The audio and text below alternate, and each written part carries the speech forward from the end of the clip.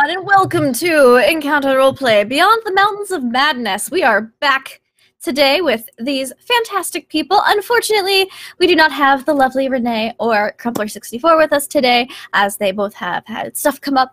But we still have these fantastical, wonderful people with us. So, let's go around and say who we are and who we'll be playing. And we'll start with Jamersion. Hello, everyone. Welcome back to another Tentacle Tuesday here. I am Jamersion, aka Jim Moreno. Geek freelance journalist. You've probably seen my stuff all over the internet. But for here, this session, I am playing Hunter Merrill, the team survivalist outdoorsman. And looking forward to finding out who shot Joel so we can shoot them in the face. That sounds like a fairly good plan. I think you'll be able to find out very soon. You know, those Germans are nice people. I don't know what you guys are talking about. But anyways, speaking of nice people, we have Jess, Little Cup of Joe. How are you today? Hi, I'm Jess. I'm good. I'm playing Lena, the archaeologist, who is friends with those very nice Germans, as far as anybody knows right now, and is not good at shooting people at all. Like, really. She learned how to use a gun, I think, earlier in the campaign, but I don't think she wants to use it ever, so this should be fine. It should be fine. 100% fine. I don't think you'll need to use that gun the entire campaign. No. She did learn how to read Elder script, though, so that's neat. Yeah. Yes. A little bit of that. Okay, so speaking of scripted, we've got Pro Restarter. Elder script.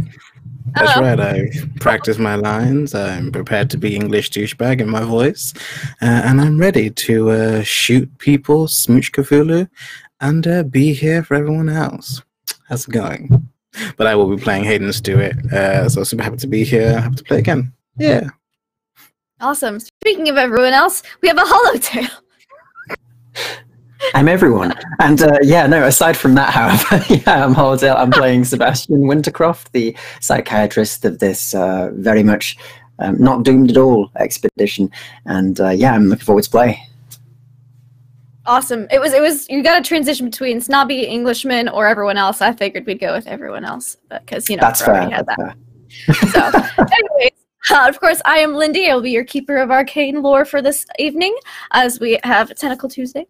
And before we get started, though, I'm going to remind you guys that we are sponsored by Fantasy Grounds. All the dice rolls you see here today will be by Fantasy Grounds, our virtual tabletop of choice. Also, if you don't play on a virtual tabletop, play on a regular tabletop, you should check out waylandgames.co.uk for all your tabletop minis. They have terrain features, all kinds of crazy stuff, so please check them out. And of course, last but certainly not least, Tabletop Loot. Jamersion, I believe, will be using Tabletop Loot dice today because, you know, they're awesome, and I love all my sets of Tabletop Loot dice. Also, every 20 retweets we get, we'll be giving away a set of Tabletop Loot dice. So check out the tweet, which I'm getting better at commands if I could spell today, but the link's in the chat, so there you go, check it on out. And now we'll go do a little recap of what happened last week on Beyond the Mountains of Madness. So, our intrepid adventuring party was did a bit of exploring. They found some interesting things. They got together, they conversed, they decided which objects they were going to tackle, which sites seemed interesting. Couple weird dreams were had. No relation to anything else that was going on. Albino seals, giant albino penguins and eyeless seals were discussed. Doris is missing. Dr. Green is missing. I'm sure there's no causes for concern with either of those two things. Also, we ended the session with sound of gunfire as someone wearing one of the Barsmeyer Falcon Expedition breathing masks shot Joe by the plane and then boarded it, and a bunch of rustling can be heard. Everyone was only able in time to see blood coming out of Joe's parka as he kind of stumbled to the ground and the sight of this figure entering onto the plains. So we're going to jump back right into the thick of the action with that. That sounds great. I shoot the person. You can't see the plane. But you want to run over to the plane and then shoot him? So is the plane moving or are they in the plane? No, it's like the plane. You got the door that comes out, and they're inside. Okay. You don't want to shoot out one of your windows. You know that would be No. really bad. Yeah, that would be really bad. Yeah. You can't see where they're at. Kind of. You don't want to shoot from here. You're gonna have to get to the plane door itself to be able to reach in and shoot. Okay. Would I be able to do? I said I would like to shoot like some of the engine block. Where I know it would like not kind of take them off and like kind of slow down because I could repair it if it like I have to. Like they're not near the cockpit of the plane. Oh, is they're it on not the yet? other side. Yeah, no. They went and they turned the other direction. So that doesn't look like they're. Also, you know the plane won't start because you have to torch the engine with a blowtorch to warm it up enough for 30 minutes. So obviously they're not trying to steal the plane. Oh, okay. I thought they were from us. Okay, cool. Yeah, I'm gonna run over to them and like try and shoot them. Then I think that's my goal move. Okay, give me that pistol shot. Pow, pow. No, my friend. 59. I just make it. Just make it. Okay. Roll me a d10. What's your damage? Yeah. This is D10 plus 2, the damages. Yep. D10 plus 2. Nice. Come on, let me kill them in one shot. Got it wrong. All right. There we go. 6 points of damage. So you kind of lean in, you shoot, and you catch this guy in the leg, and he goes down. You hear it scream. What's everybody else doing as Hayden has sprinted towards the plane and pow, fired a shot inside? Gone. Panicking? That's a legitimate reaction. And when you shoot him and you notice him going down, it looks like he was dumping gasoline all over the inside of the plane. A piece of shit.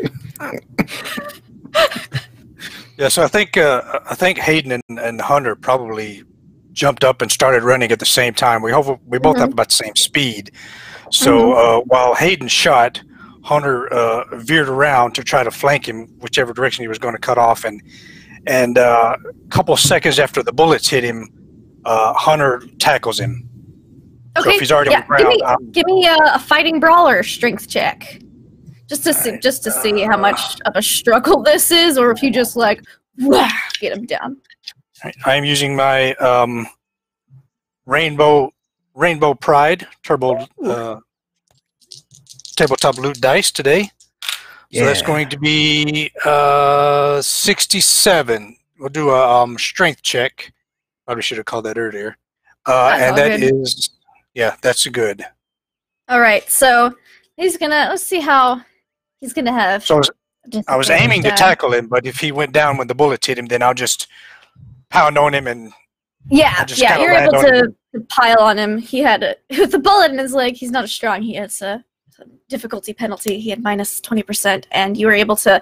Yeah, he just kind of wriggles underneath you. He's more slippery than trying to just shove you off of him. He's more just trying to wriggle out. And it smells strongly of gasoline in here. You can tell. You can kind of taste it in the air because you all have the little nose clamps with your oxygen tubes you bite down on, but you can feel the fumes. And you've got him pinned. Yeah, I'm gonna try to roll him over to his, put his face down and bring his arms around him behind his back and hold him. Yeah, you're able to do so. And since you're so close to him, you can see behind the mask. This is Kyle Williams, who is Acacia Lexington's co-pilot. Right. Oh my gosh, we flew together. Piece of shit. You flew with the German one. That was Bauman. That was right. I spoke to this guy though. You did. You spoke to this guy a couple times. Yeah, I probably only seen him in passing. I never interacted with him. Yeah. All right. He's got a very desperate look in his eyes as you kind of flip him over and restrain him. Explain yourself right now.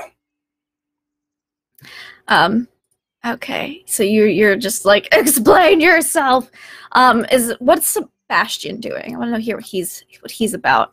So as they've sort of started to run off and they were doing their thing, I mean, first things first, he's a doctor. He's going to go and try and deal with the wounded. Okay, So yeah, give me a first aid check, please. Straight over that, no problem. That's fine. Just get my back up. First aid. Here we go. In general, I 37. think Lena would probably be assisting. Okay. Yeah, unfortunately, I'm. In fact, you know what? I don't want him to die right now. So can I spend 5 luck to make that a 30? Sure. Yes, you most certainly may. A pass. Yay! Cool. All right. So, you're able to. It's a gut wound, which isn't great, but you know that you've kind of staunched the flow. You stopped it. You put pressure on it, and with some medical treatment, he should hopefully be just fine. And a bit. Brilliant. Okay. Yes, So back inside the plane. As you guys are like medical first aid outside, and Hayden's shot. Hunter has piled on top of this guy. Are you dragging him out towards the plane at all, or are you just sitting on him? No, I'm sitting on him right there inside the plane. What the hell do you think you're doing? You have to. You're still here. You're all still here, but not for long. You can't stay. But you can't leave either.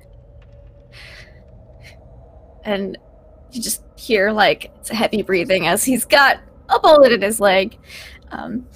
What's the size of this guy? Is he like? Not very large. No. All right. He's wearing a suit also. Yeah, he's wearing a snowsuit, all that stuff. All right. I will grab him and haul him to his feet. Mm-hmm. Walk. And I will shove him outside. He kind of hops because he can't really use the leg that was shot in the thigh. Okay. That's fine. You did that. Yeah. I will shove him outside, reach around and grab the mask and rip it off his face. Mm-hmm. And then bring him outside and to the camp. Mm-hmm. Do you rip the breathing mask off his face? Yes. Okay. For how long? Till we get to the camp. Okay. Just so everybody can see who it is, who I'm bringing in. Just gotta see if he passes out from hypoxia before then. So. Okay.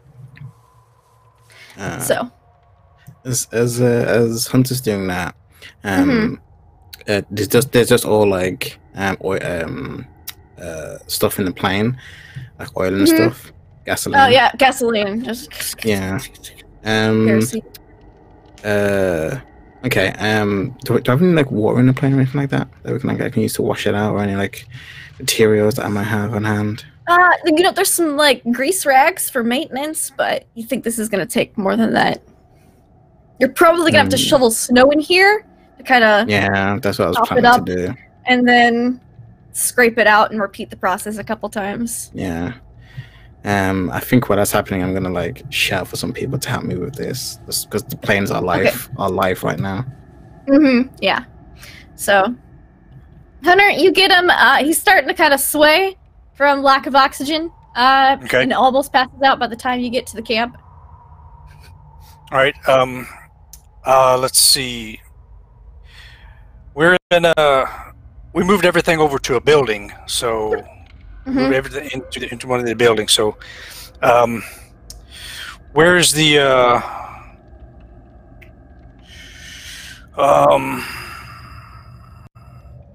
do we have a central tent inside the building? There's only one tent because it's the oxygen tent, and that's where you guys sleep. No one spends any of their free time in the tent, as it's just for that. So, and he wouldn't need his mask in there because it's an I'll haul him in there, and hopefully I've got.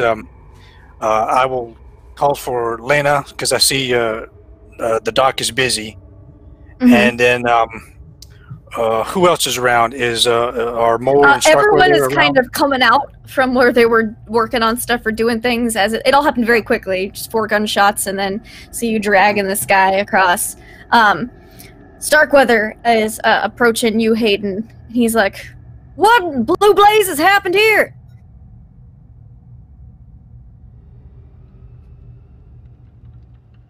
Hayden.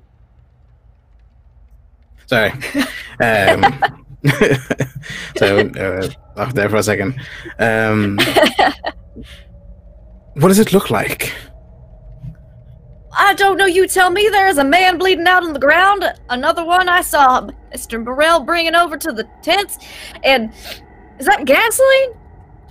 Yes, it's Lexington's co-pilot. He just came here, shot... I can't remember his name, sorry. Joe. He shot Joe in the leg, and then he tried to torch this thing. Luckily, Hunter were able to subdue him and stop him, but I'm going to have to spend a few hours just hoarding snow in here and hoarding out this damn kerosene. All right, what the hell's going on? I haven't seen Lexington's plane at all. How did he get here? I haven't. Likewise. See, we got that Olaf with us, right? We're gonna send him follow this guy's track, see if we can find out where he came from. Maybe the Bell's not parked too far from here, but there's no other good landing spots, so. We didn't see anything when we did a flyover. Very mysterious indeed. Olaf! And you kind of see him, like, talking to him, telling him to follow the tracks. Then Moore has entered into the oxygen tent, seeing as that is where Hunter went. He says, "Oh, good gracious, what has happened here? It seems... What's going on?" I'll put the mask back on Kyle there, and just I've got him face down, and I've got a knee put on. I'm squatting with my knee put on the back of his neck. So make sure he stays there. Sir, you remember that that person we never did call? He's not giving you any trouble now that you're like inside the tent. He's kind of just limp. Okay. Sir, you remember that that other saboteur that we never did catch from the Lexington group? I think we might have just caught him. Oh dear. Well, I suppose we should gather everyone up and get to the bottom of this. He's just kind of shake, like just putting his hand to his forehead, just flabbergasted and frustrated at the same time. Sir, could you holler, bring me in Lena, if you would also, please, or Doctor, as soon as he's able. Of course. Moore will walk out to Sebastian and Lena, who are dealing to heal him with Joe, and he's just like, "Am I gonna make it, Doc? God hurts." You should be fine. Just let us do it. We'll be all right. Okay, it seems that's good. Important, luckily. Good. Because I think I need all of those internal organs and stuff. I didn't really pay much attention in, biology, but they seemed important. Yes, I really need my liver. I know that much. Oh, well, definitely. You're doing well enough to talk, so... Okay, so that's a good sign. All right. Yes, okay. Definitely. Okay. Lena will just kind of look at Sebastian and shake her head. Look, I can just give you a look of, oh, I know. As he just continues talking through being calm and you're dealing with it. And now that he's been stabilized, if you're going to be spending some time with him, you should probably take him back to the oxygen tent where you can kind of, because there's heaters in there, and you can unrobe him a little bit. Now, this was just to staunch the flow. So both of you, Moore was like, "I believe a doctor is needed as well into the oxygen tents." So, yes, of course. Yes. We've got to take him there anyway. Oh, perfect. Come on, Joe. Help with this? Certainly. Thank you. And they he helps you put like an arm around him and help him get into the oxygen tents. Yeah, he lays down, and if you spend you can probably, it looks like the bullet went through, which is the good news. You don't have to dig around for it. But it is going to take a bit more medical attention. Probably should stitch some things shut. So it's going to take you a bit of time, but if you want to give him a medicine check, Sebastian, you're more than welcome to.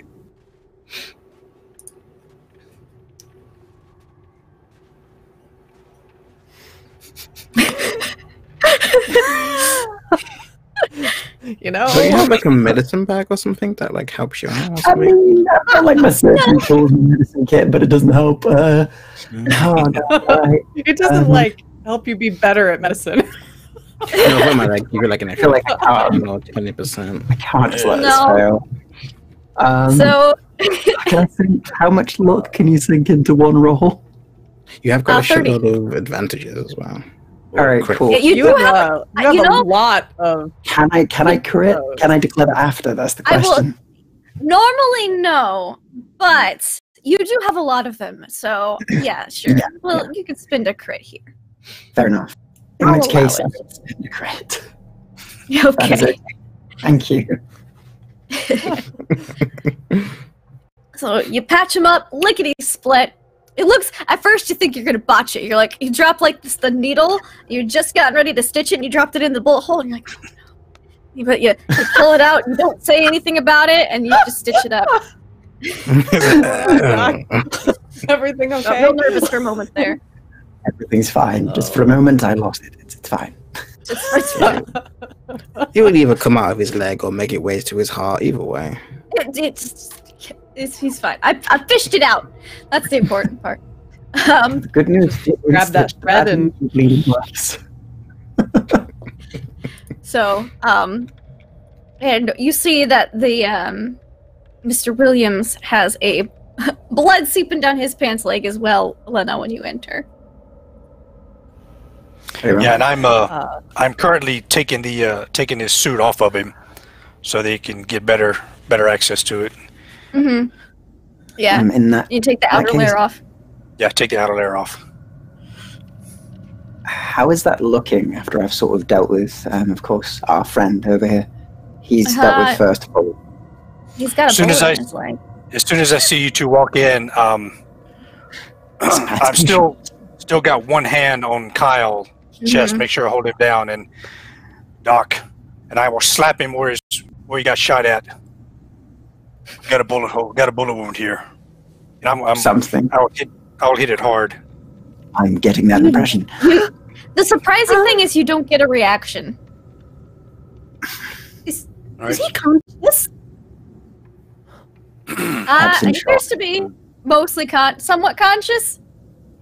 He's got to let oxygen get back into his system.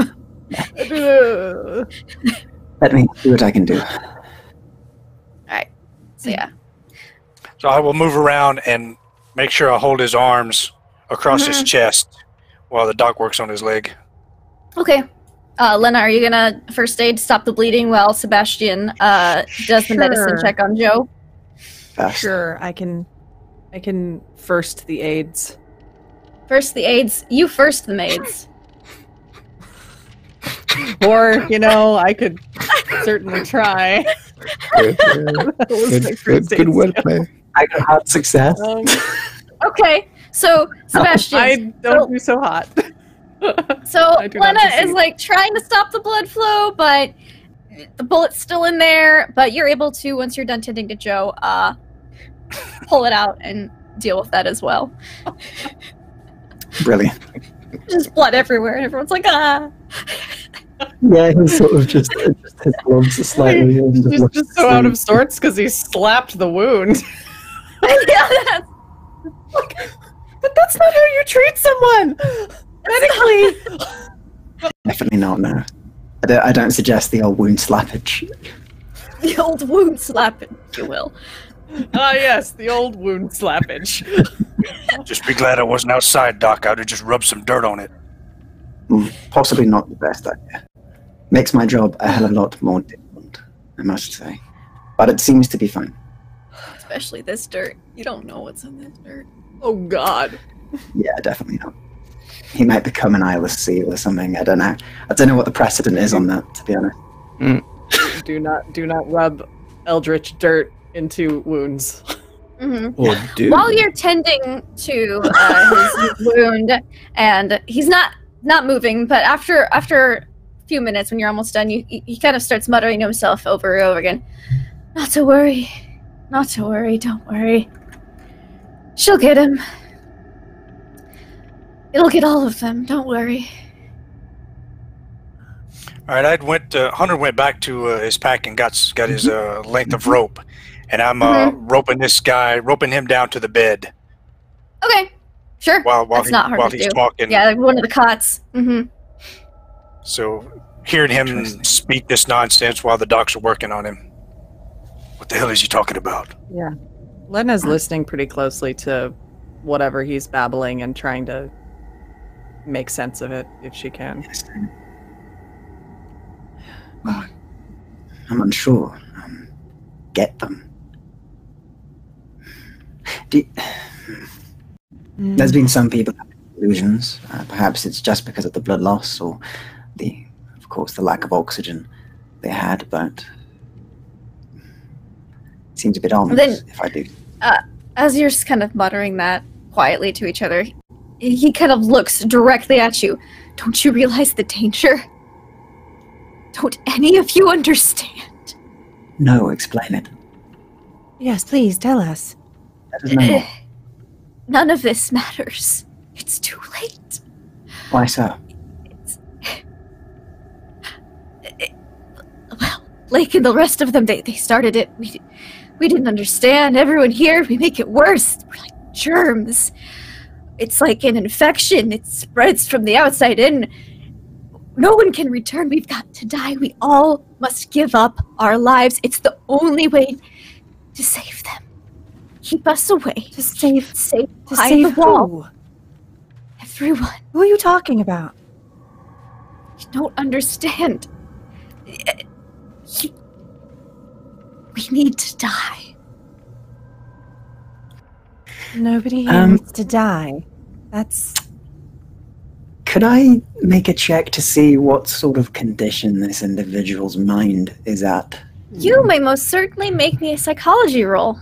Or psychoanalysis, either works. With the 4! It's like you know your craft! Success. Like you're a doctor of the mind, not of the body.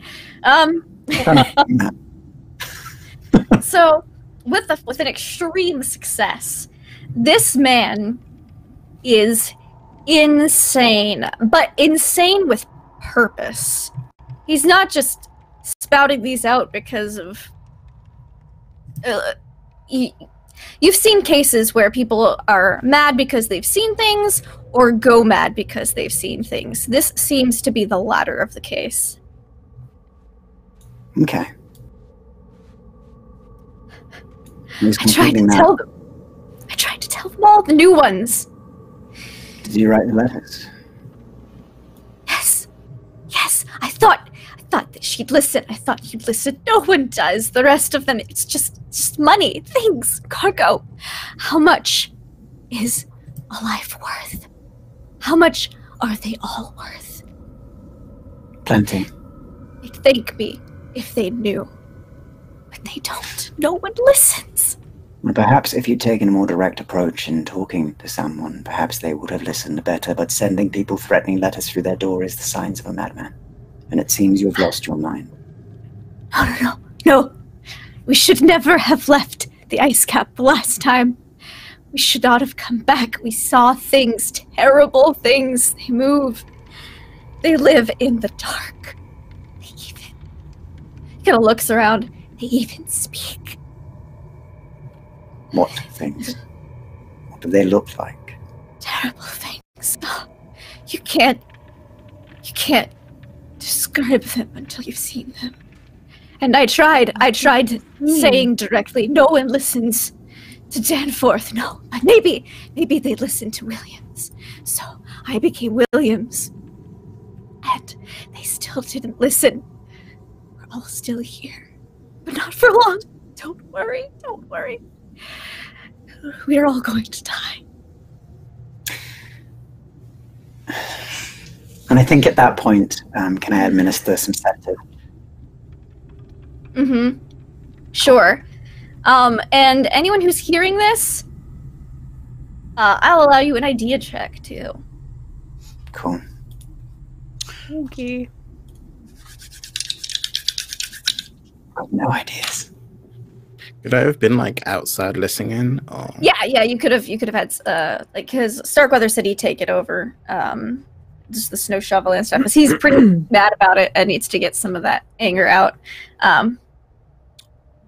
Oh, 16. That's an extreme. All right, Rolled a so 7. okay, cool. So you two, or anyone who succeeds, you recognize the name Danforth. Mm-hmm. Having read the Dyer manuscript, you realize that it was Dyer and Danforth that were the ones who explored this city, saw some stuff, got out, and was one of the survivors from the first expedition. Danforth was admitted to a mental asylum upon getting back to the States, but was released due to good health a year later. Doc, did I hear him say correctly? Is this Danforth? That seems to be the case. At least they believe as such. Do we have anybody here who would know the difference? Go get Starkweather. Go get more. They know. Never mind. He's your patient. He's your patient. I'll go get him. Thank you. I'll go fetch them. Don't worry about it. Lena will Thank you, Lena. evacuate the tent. Should Go be to you. find, and go to find either Starkweather or Moore, whoever she can catch first. As you I'm gonna leave, search this guy. See if he has anything else in his pocket since I took his uniform off and stuff. as you leave, you see like Hayden like up against like the kind of like the wall as you're kind of walking out, just listening in to what the conversation was happening. There's like a smoke and a sheer look on his face. It's getting interesting in ways I don't like, Hayden. It's funny, everyone keeps saying the same thing. Or the notes, or the lost items we find. Everyone we ask is involved. They all keep saying we should leave and that we're all going to die, or that there's something strange here. Well, there's no doubt about that. All of it's strange. Doesn't necessarily mean it's fatal. The only danger I've seen has been from all the men around here. When enough people are saying to you that there's madness and that there's some kind of singing or screaming or something in the snow, when enough people say it, Doctor, I don't think it becomes madness anymore. They're all using the same kinds of words. Too many coincidences. Remember I said that before? Yes, I do. I haven't forgotten.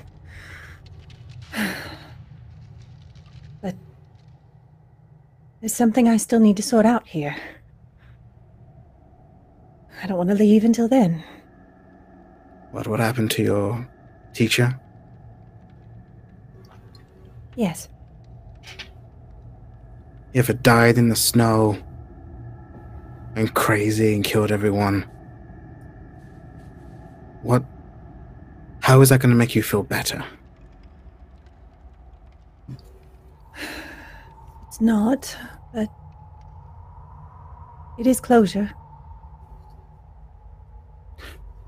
Closure. Selfish. I hate it when I can like pop the cigarette down. Yes, I am. But I've always known that. I need to go find Starkweather and more. I'll be back. What's a life worth? He'll shout. She's trotting off, quickening her pace with those words. Mm-hmm. All right. You're able to find more, as he's not able to help shovel the snow due to his frostbite and arm. How's he doing, by the way? He's doing all right. He's doing better today. But it's going to take a little bit before he's able to do some heavy lifting again. So Starkweather and Priestley are shoveling in snow, going to scraping it all out. Can't let any more snow screaming. I'm trying to soak up the gasoline and wash it out. Excuse me. But you're able to find Mord. He goes, were you able to get him to talk? Is everyone all right? Is Joe okay? Saying everybody's all right is being generous. Relative. This Mr. Williams has, I don't know, confessed to being Danforth. What? No. I certainly not. Yes, Mr. Merrill said we should come find you, or someone who could corroborate and actually confirm his identity. Well, I you come met and take a look. Danforth once. Sure, I'll come back. And as you guys walk back in, he's muttering still. As the sedative, it takes a bit to kick in. It's not like you didn't bring like super potent surgery stuff with you exactly. As you don't want to be put completely under in these sub-zero temperatures.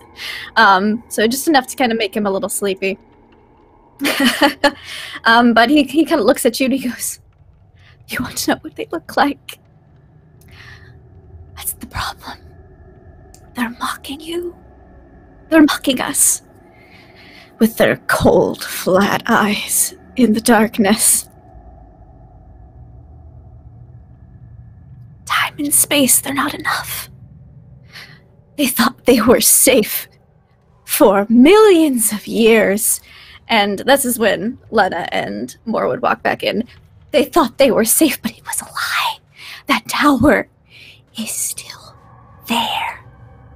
In the pit. Oh, the thing inside the pit. That's there too. Sebastian, I thought you sedated him. I did. Perhaps I And should he's have still the dose. talking? Wait a moment.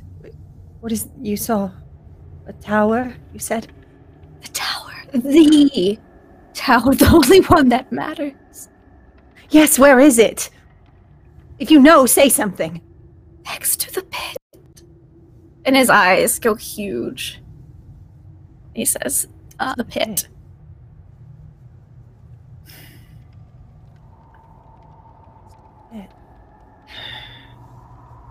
Professor Moore. No, Mr. Moore. Professor Moore. Do you reckon? Please. He's looking at them and he goes, let's have him make an idea roll.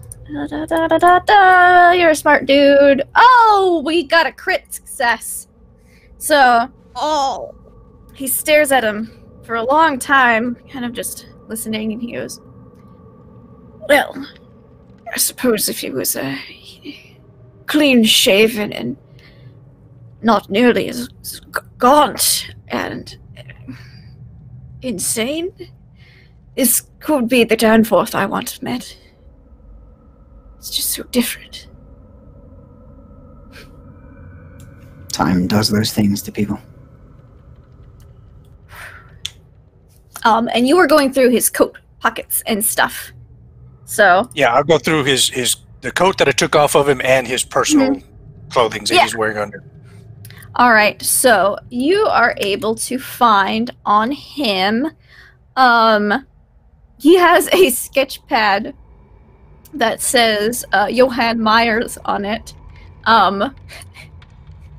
It looks like you know that's not his.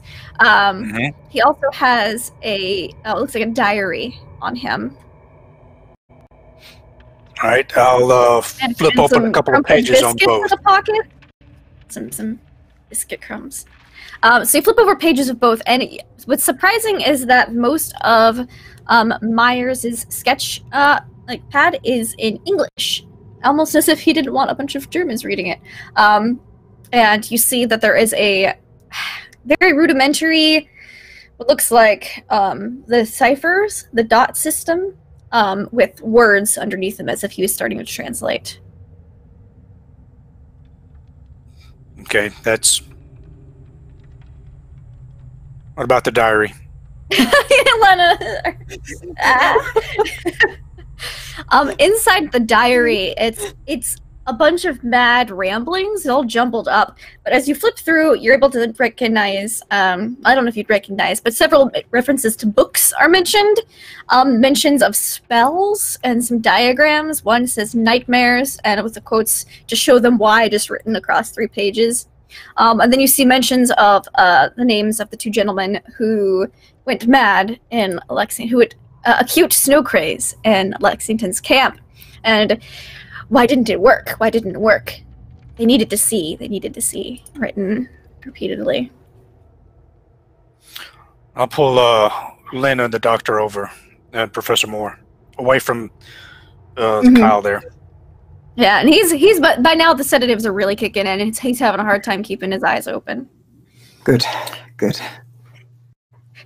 He's still tied down. He ain't going nowhere. Yeah. I have no idea what the hell these are. And I'll hand the one to Lena and one to the doctor. Okay. So, which one do you hand to who? Let's see. I'll go with the sketch pad to Lena and the diary to the doctor.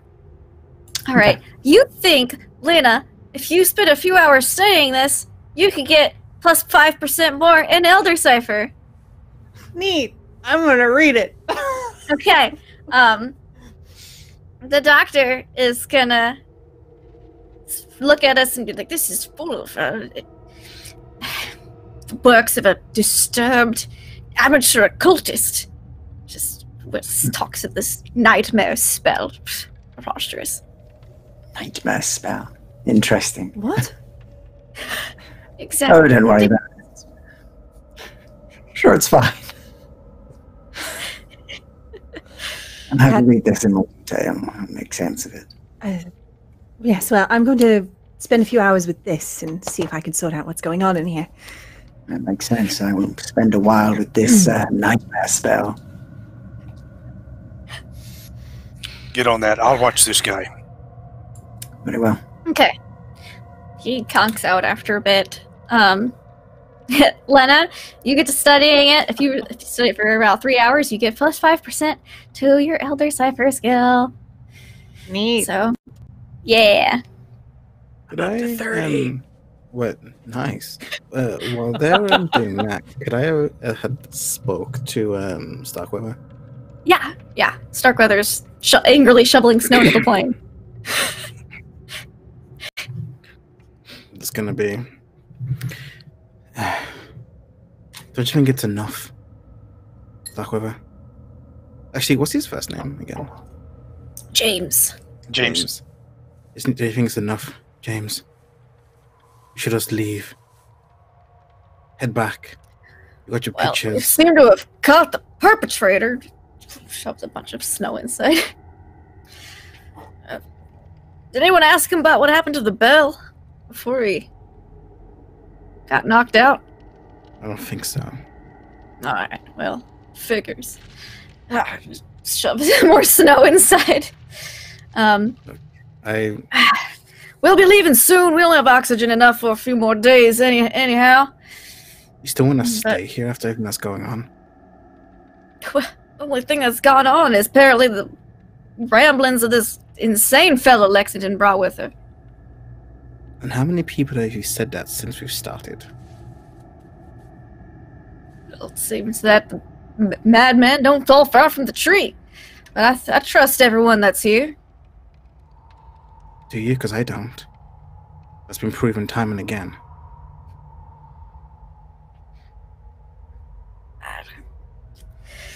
Well, give me a persuasion check. But alright. Alright. Gonna go bad. 'Cause I don't know how to play this game. I ain't no charm. What's it?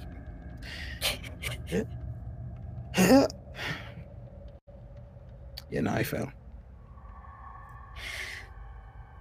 Well, as soon as tell you what, he kind of sits there.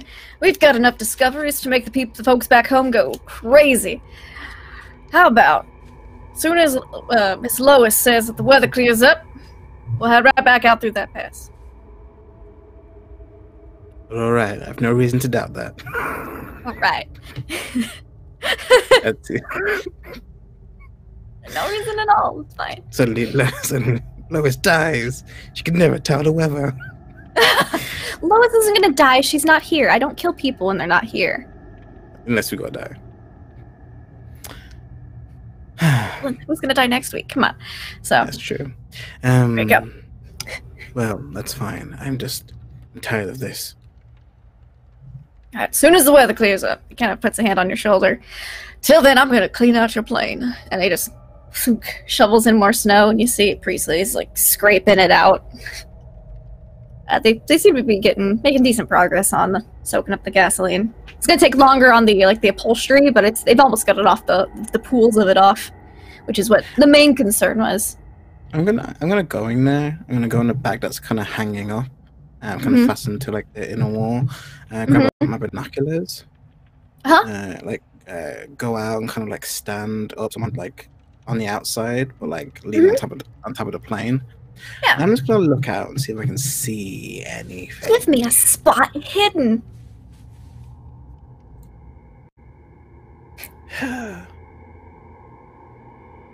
$94. No. You see buildings, ruins, clouds. Looks like storm clouds a little bit in the distance. But maybe some snow. Well, I see some storm clouds, I think, but just the same old. Gotta head it here.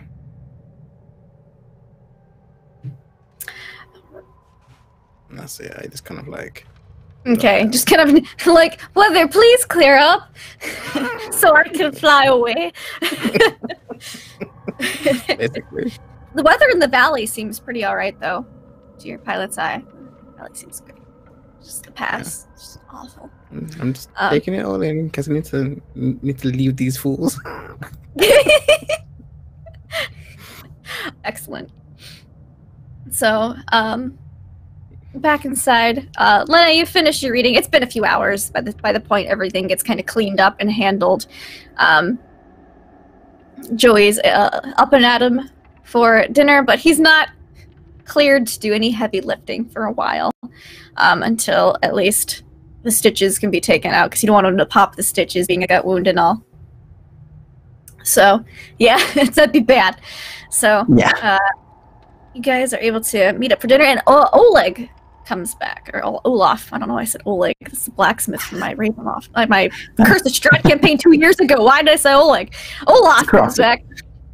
Crossover. Now Borovia. No. Olaf comes back and he says, and he's pulling a sled. He says, I found this.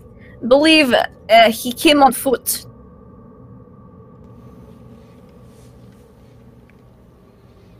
From which direction? He kind of points towards the pass. But So yeah, she's on the other side of the mountain. it would have taken him weeks to get through if it was on the other side of the mountain. Looking at supplies here, plane is probably 3 days away. Perhaps they had trouble mechanically and had to sit down on the mountainside.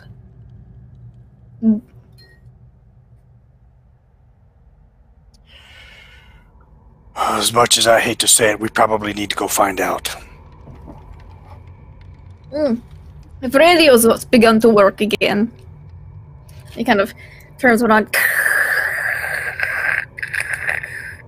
Guess not. Turns it off. Good try.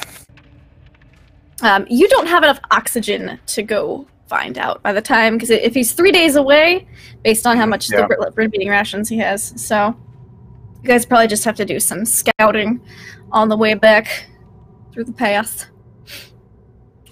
All right, so I'll take all off, and we'll find Starkweather and Moore and report in. Mm-hmm. What time of day are we into now? You said dinner? It's about evening time. You guys are getting ready to hopefully settle down for the night. Night, because it doesn't really get dark. Huh. But it's about evening time. The morning was spent exploring. You guys had a late lunch, and then afternoon kind of got crazy. So I huddled the team together. Starkweather, Moore there, and Doc, Lena. What did you find out? Anything new from those books? Did we? Oh yeah, yeah. You learned more Elder ciphers. You got some more verbs and nouns. Yay! You didn't have many verbs, so these it's really interesting. Did I learn anything from I my... can understand it. So, do you have any points into occult, Sebastian? I certainly will look. Occult. I do. I have 5 points in occult. All I right. have 25. So, if you had mentioned a couple things out loud to Lena, this is definitely very occult. You'd think it would make more sense if you spent more time with it. Maybe you could learn the real meanings of the bad ramblings behind this. But from the time you spent this evening and afternoon studying it, it appears to be that this spell, Nightmares, requires a ceremony that must be performed about an hour each day. Okay. It's a Middle German witchcraft ceremony, kind of derived from that. You got to get hair, nails, and wastes of a chosen victim mixed with several herbs and ashes, enchant it, and feed it to the victim daily for 13 days. And on the 13th evening, they experience hallucinations. Once they begin, they grow stronger and double in length for each additional night that you continue to give them the mixture. And it basically brings their worst fears and nightmares into being. And then if the day and the night passes without the ritual being given to them, the spell's broken and has to be started over again. Okay, that's curious. Yeah, he's definitely going to read more into that. It's really interesting. Yeah. He would have been saying bits out loud, however, for you, Lena, as he goes, sort of like, feed them This their hair. definitely sounds super occult. Yeah. Like something from old stories. That absolutely sounds like something somebody would have done to an ex. Very vicious, I must say. As well, you didn't go to Arkham, did you? Not particularly. I have to say, it was rather long-winded for revenge. Although, those men that had that snow madness, didn't they each see something different? Yes. Yes, they did. And do you believe they it were was... afraid of? Yes, do you believe it was the nightmare spell? Not particularly, it's just, it does seem to line up. Kind of curious. Doc, a week ago, I would have never thought I'd see this thing floating over my head. Hi. But it's still here. I believe we need to have some long discussions together and perhaps talk about these issues. There is nothing there. It's just as he says. There's nothing there. They just can't see me. I know. And So long nothing about a tower. I know answered both statements. There's nothing there, and they just can't see me. Beautiful. So there's nothing about a tower, a pit. No. Anything about Shoggoths? Still don't know what the hell that is. Sugar. You see the words Tekalili kind of scribbled in the margins in a few places. Oh, great. He shuts that immediately then. No, nothing of that sort, but there is that blasted name once more here, Ticcolini. I seem to get away from it.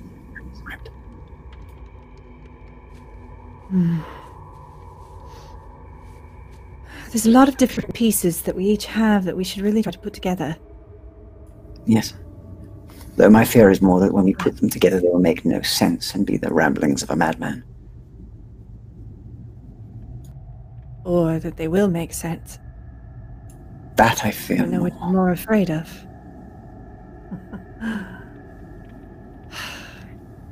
Perhaps- We've got like a map handy. Lena would probably Yeah. pulling that Baxter's made forward, a map. actually. Yeah. To take a look at the pit and try to identify the tower that is apparently near the So, pit. based on his map of the aerial view of the city map, it's questionable. You don't see. The only thing you thought might be a pit in the tower was that one descending rampway that Hunter kind of went down, and then that obelisk you found, or maybe the snake-like structure. There's nothing else on here that you guys have seen that would make you think of a pit or a tower. When we were Yeah, and we flying, checked out both saw of that. those already.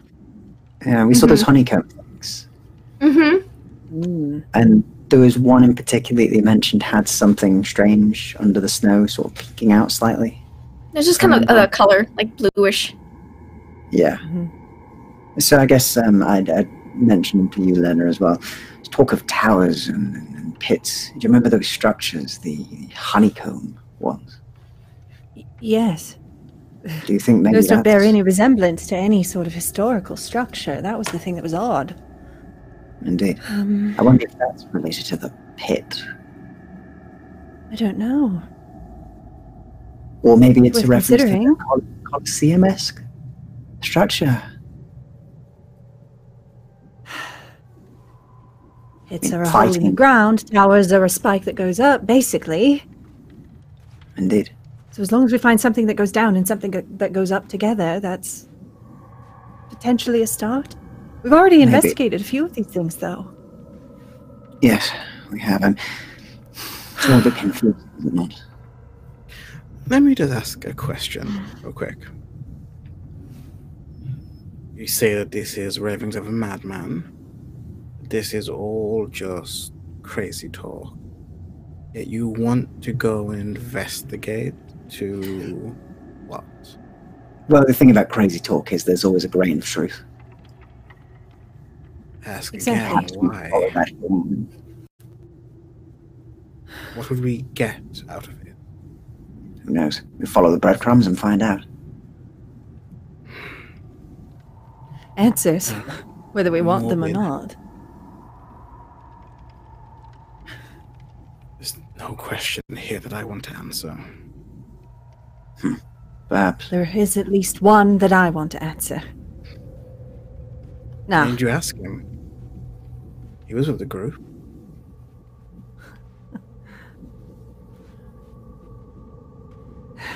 I need to see for myself, I think. Understandable. I believe we do need to leave here as soon as we can, though all of this is getting a bit too disconcerting and everybody's health seems to be declining. My own mind Oh, is yes. being affected by all the stress and snow and strange architecture. I believe our best bet would be to find your answers and leave as soon as we're safe to do so. How does it look for that, Hayden? Say that last bit again?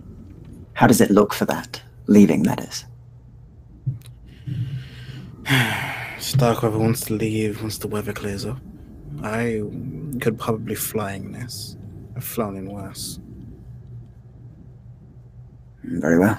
I trust your abilities. If things get any worse, perhaps at least a hand selection could leave. Lois looks up from her notebook. Well, I plan on taking a very detailed weather report in the morning to see if we're going to be able to leave or not. First, I'll do a evaluation of the valley weather because it's a very interesting phenomena how so different in the mountains compared to down here at the valleys. It's stronger than hurricane gale force winds up there in the mountains. It's ridiculous, but I plan on seeing if it's changed any in the morning as it seems to fluctuate quite a bit in a short amount of time. Assure Yeah, my I'm going to face. do that in the morning. Hey, no. Stop. Tell me what I want. Weather's a fickle thing. That is not how. That is not how you respond to a weather report you don't like. I'm more worried about this being a fake out, and then one time he's going to actually do it. That's my concern. You'll never know.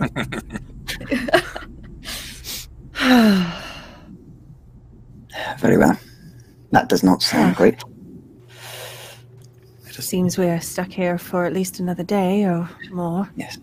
Well, it cropped up overnight. Might as I well make assume the that it's going to reduce fairly quickly as well. So hopefully it'll be better in the morning. Fingers crossed.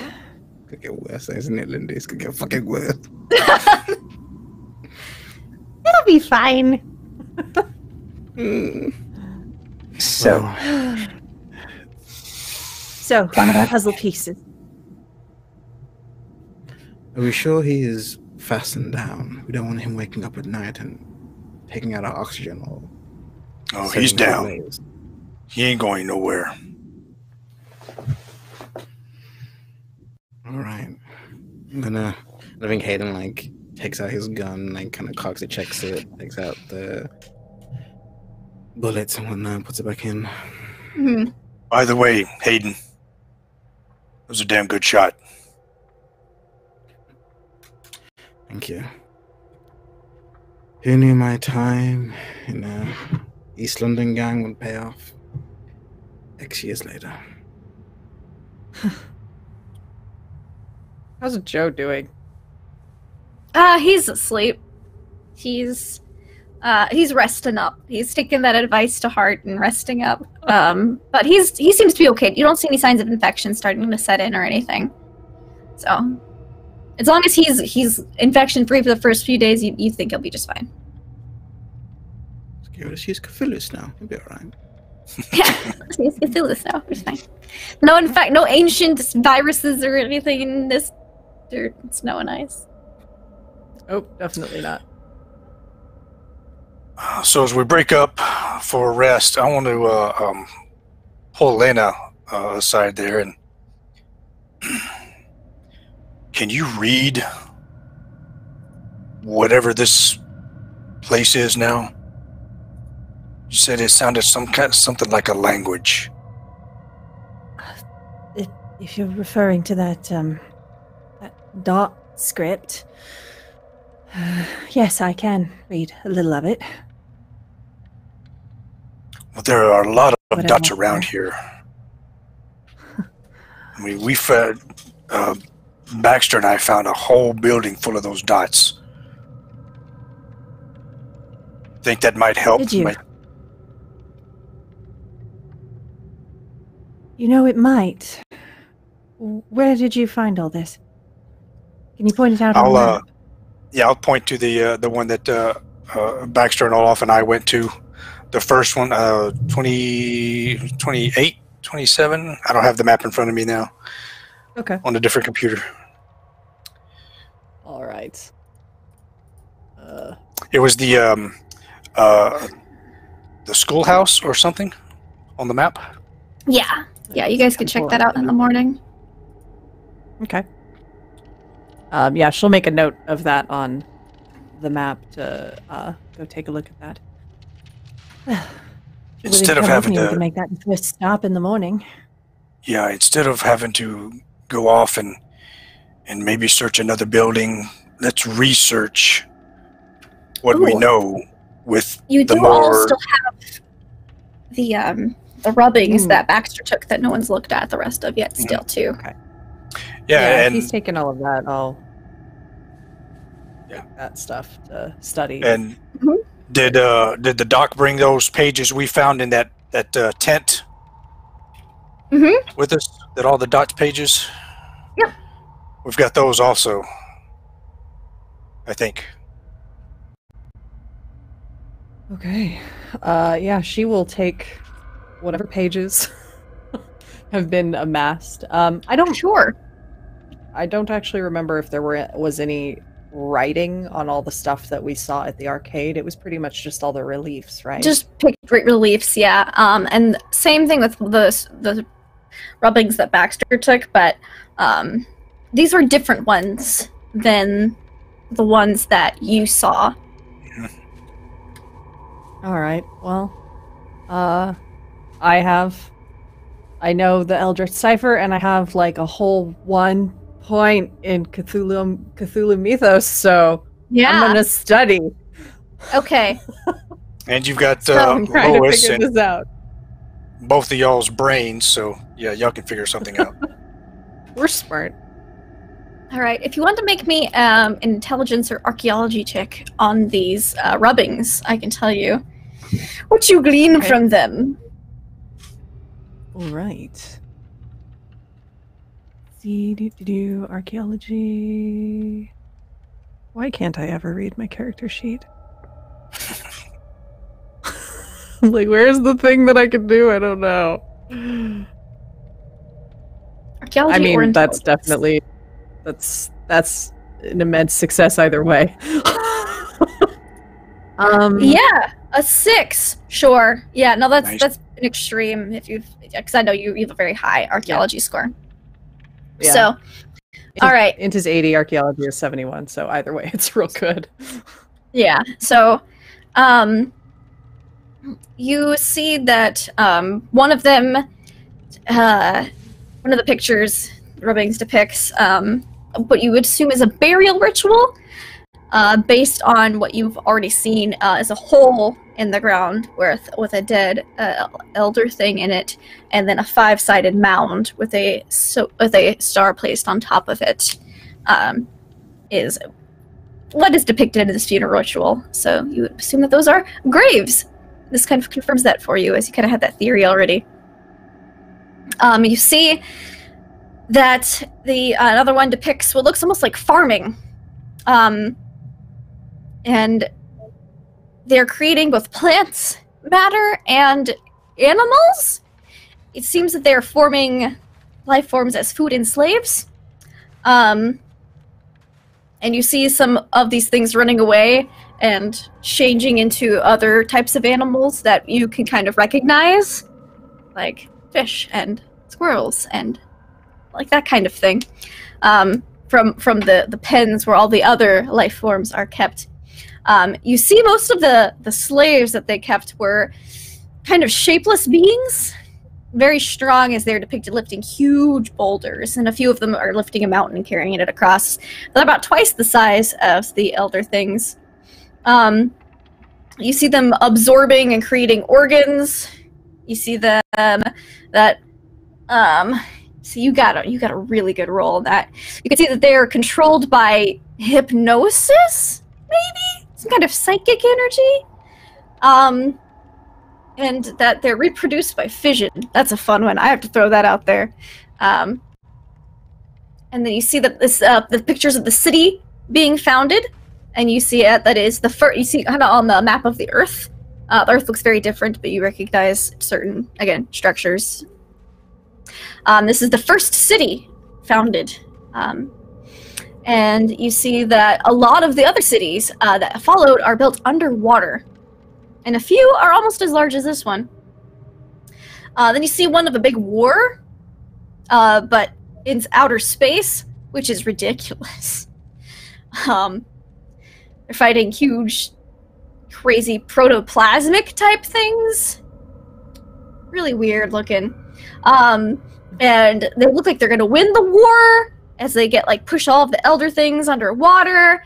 And then a bunch of mountains form up suddenly from below the sea. There's a bunch of earthquakes and volcanoes, and then they get the land back.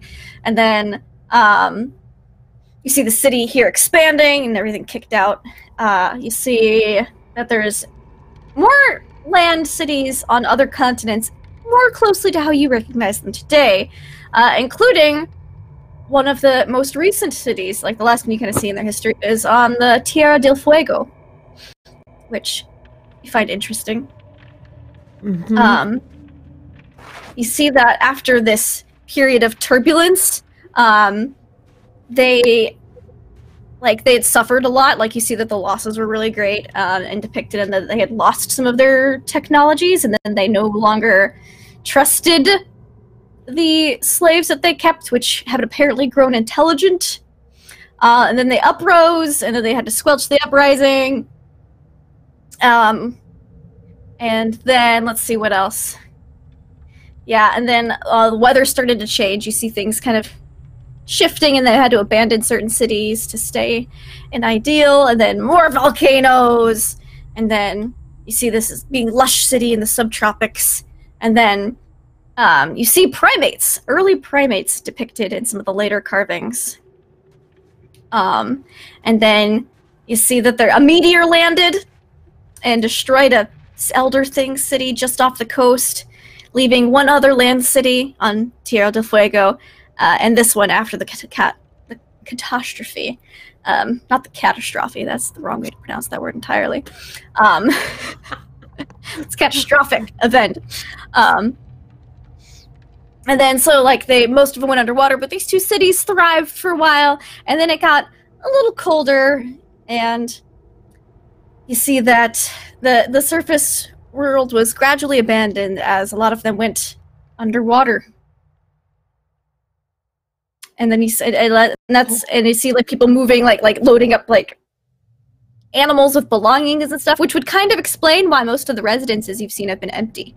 No furniture or anything in there, as if they actually had moved and left. Okay.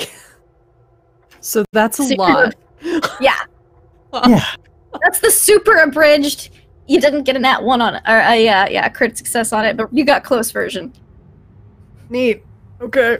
So that's going to be a fun story to tell the boys in the morning. Yep. Whew. I'm perfectly sane, though. Yeah. Yeah, just completely Just archaeology, changed y'all. what you thought life was.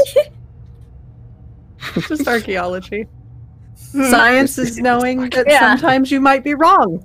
Oh, and you saw like this weird race of snake people living in that one building that had different writing on it during like a time of peace between wars.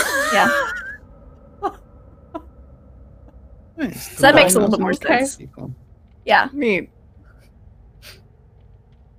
You want Okay. tea? So Listen.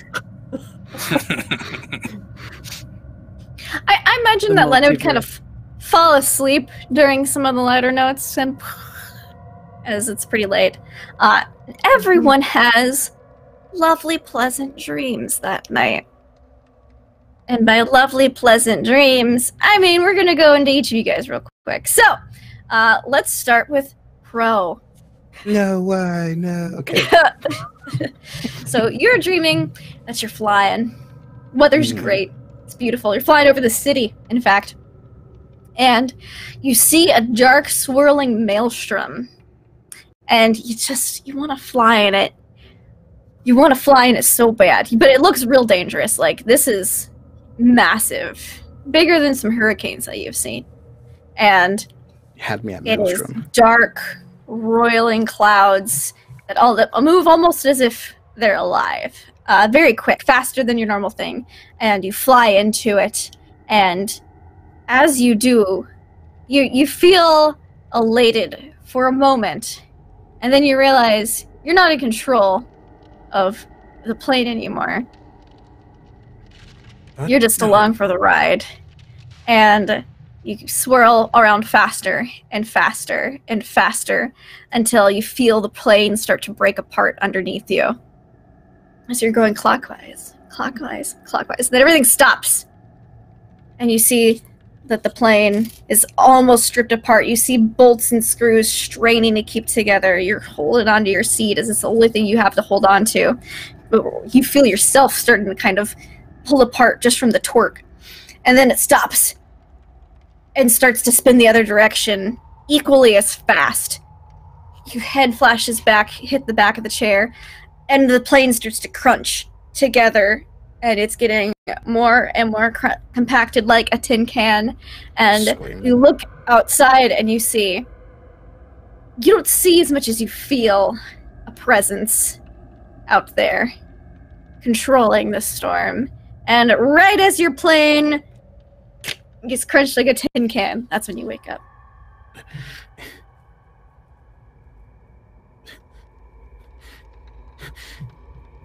I look around. Everyone else is asleep.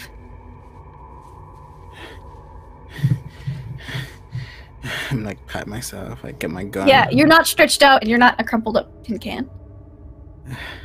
My gun in my hand. I'm just like looking around like, where I go into my pocket, in my hot pocket, I take out Goop, Okay.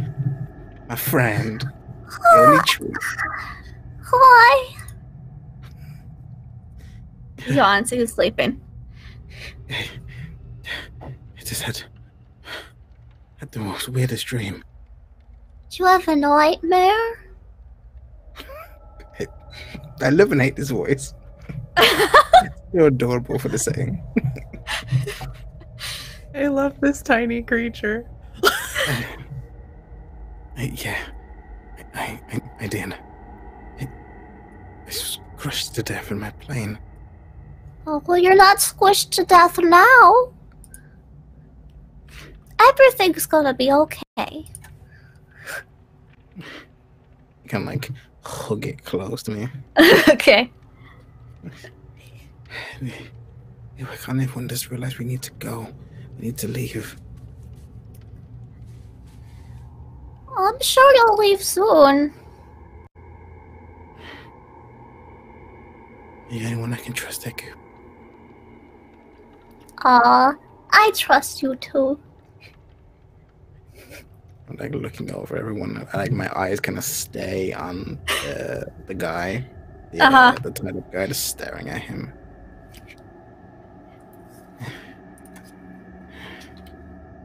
Should go back to bed just in case. Just in case. Yeah, get a good night's sleep. I think tomorrow's gonna be a busy day. Yeah. You can stay with me like this. Now, I'm gonna curl up like I'm cuddling a cat. Okay. Okay. And you drift back off to sleep. My only friend.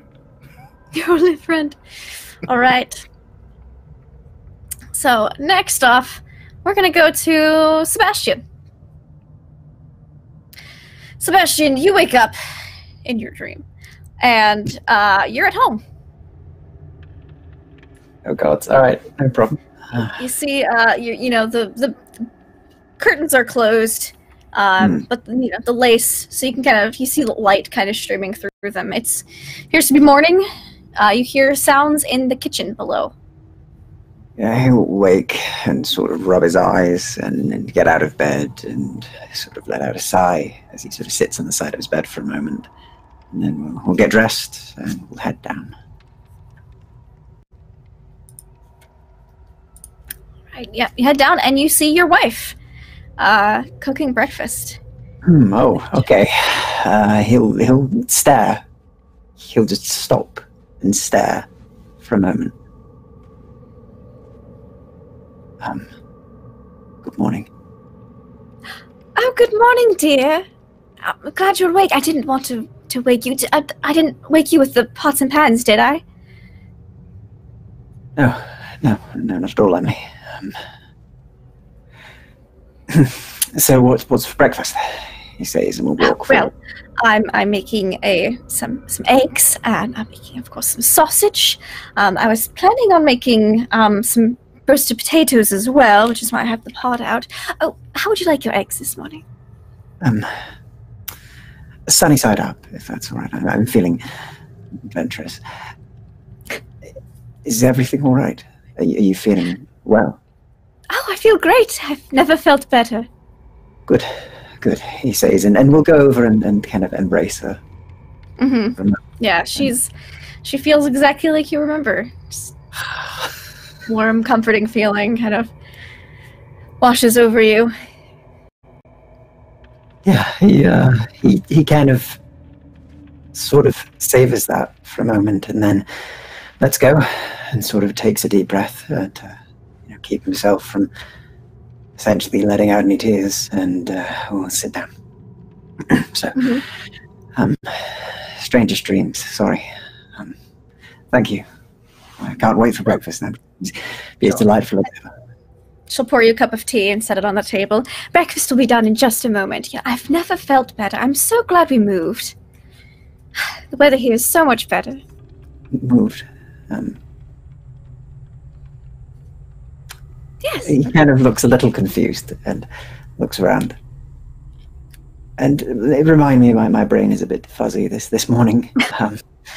We moved up to the mountains, silly, and she'll kind of straighten out, the collar on your pajama shirt. Set the plate down in front of you, and walk over to the dining room window nook and open the curtains. And you see outside is mountains, the Miskatonic Mountains, a barren white landscape. No, this isn't right. No, why are we? No, this. Sebastian, what's wrong?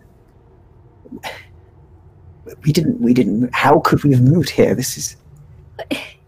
You brought us here. This is exactly where we belong.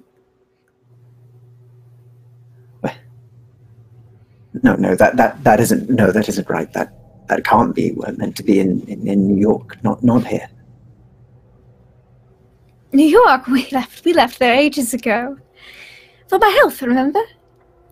You. Mountain air, fresh mountain air. It's done wonders. I've never felt better. Yes. Antarctic mountain air. Yes.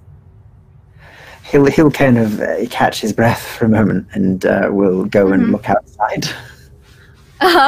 So as you go out to like a different window of the breakfast nook, you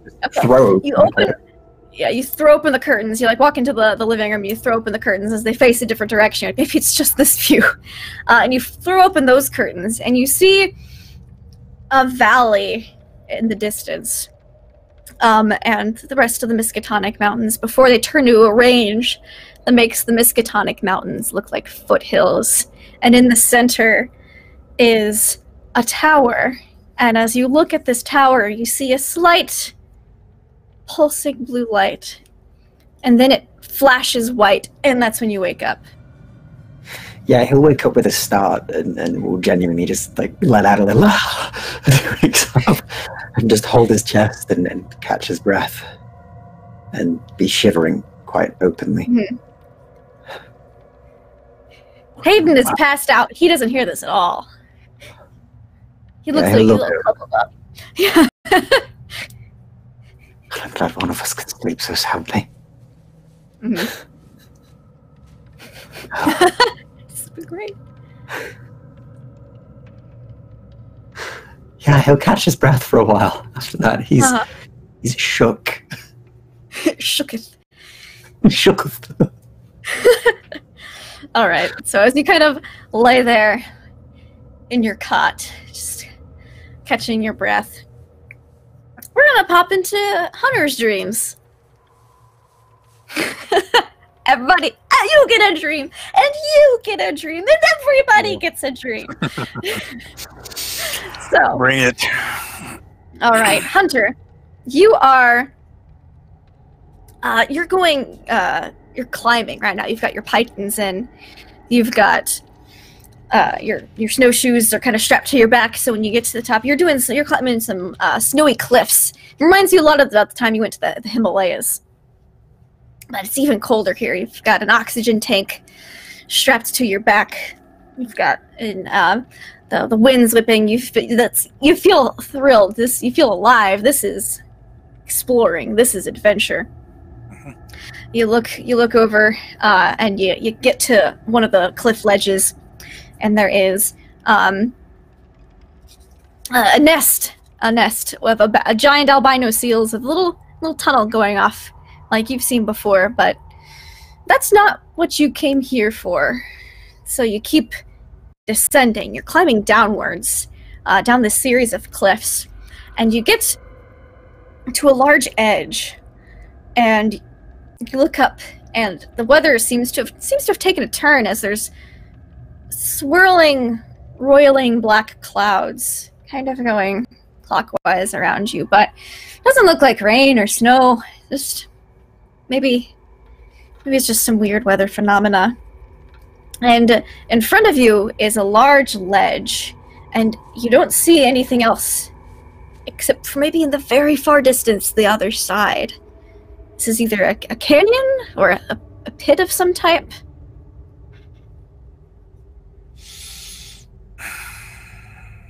No more seals? No more seals. No more penguins. It's very quiet. You don't even hear the wind whistling here. All right, I will strap on my snowshoes and stow all my climbing gear, and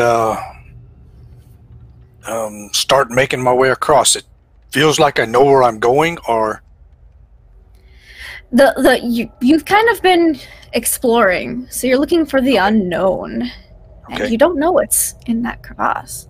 Yeah, then I will just pick a direction and walk. All right, so you pick a direction. You walk, and you get closer to the edge, and you hear something. Almost sounds like whispers. Like a faint breeze that passes by. Is it an actual... It was a warm breeze? Which is surprising.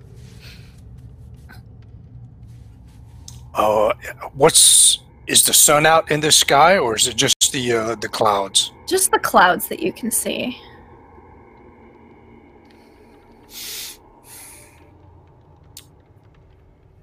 Which way did the breeze come from? From the canyon, it kind of felt like in a little updraft. I'll walk in that direction. All right. You walk over towards that direction. You feel another breeze hit you. Just a faint, just enough to feel the warmth, really. Like if you held up a flag, you wouldn't hardly see it stir. It's the warmth that gets you. And as you get closer, because you're good several hundred yards away, you realize that these breezes are rhythmic. Almost as if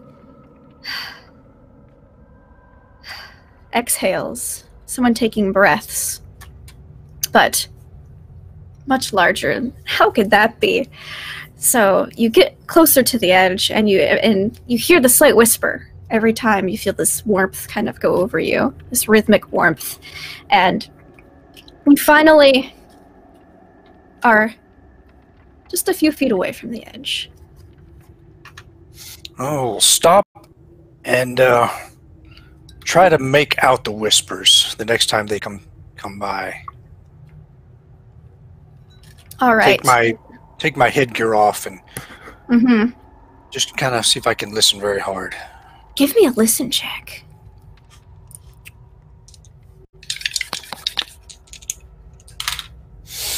Uh, 17. Ooh, that's a success. Is that a hard success for you? From 24. Oh, no. So just a regular success. So as you kind of listen, you're listening, you catch a couple words. A lot of it seems it's either too quiet or too indecipherable and not in a language that you recognize. But you catch a few words. One of them is hungry. Free me.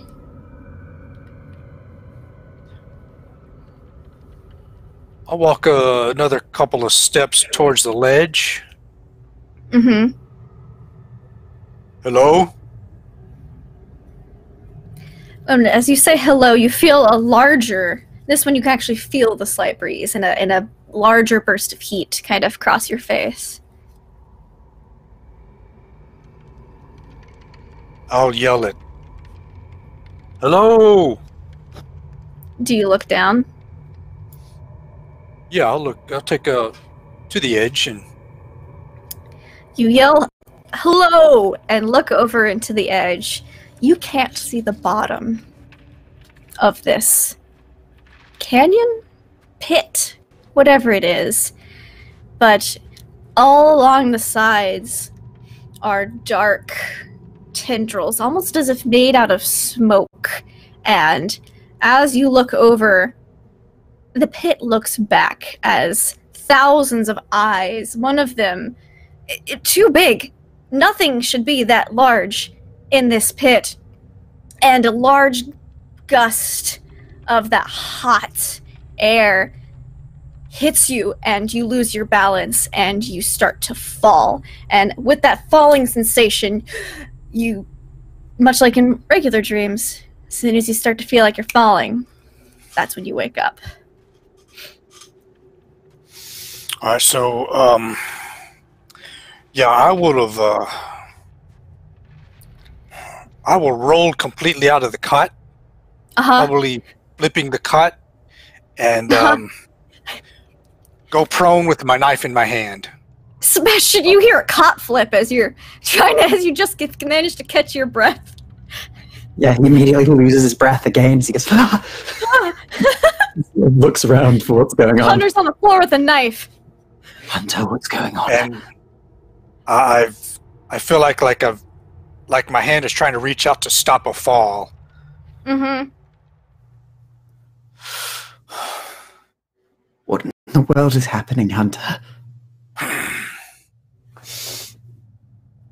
Nothing, Doc. Nothing happened. Oh, certainly that seems to clear up everything, and I'm glad that. Nightmares?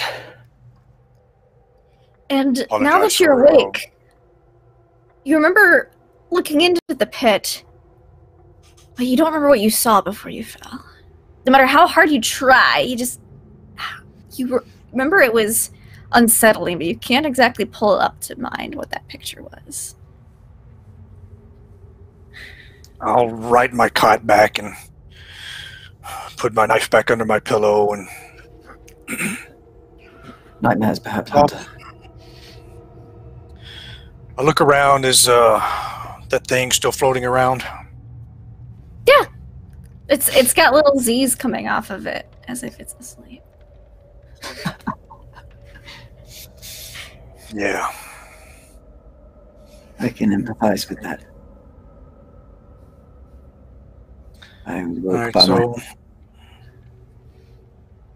yeah, just lay back and not try to go to sleep, but I'll probably eventually fall asleep. Mm-hmm. Just try to clear your mind. Too much to think about right now. Yeah. I think I need air. No, it's funny, isn't it, being here? He says, and he'll kind of stand, and I think he'll obviously get himself set up and try and see if there's anywhere safe for him to have a smoke, because he needs one right now. So you can put on all your snow gear, put on your oxygen tube, and go step outside. Yeah. He's gonna do it. He's desperate. He's doing it. You cannot do it inside the tent, or it'll Imagine that. open flames inside the tent. It's all the oxygen. So yeah, he'll go out, take a walk, sort of get a bit of distance, and then just You recognize these mountains? He stares at them. He stares at them hard, and he just kind of keeps looking, and is almost just looking for those bigger mountains. Almost taunting that they're not there, as he continues to just.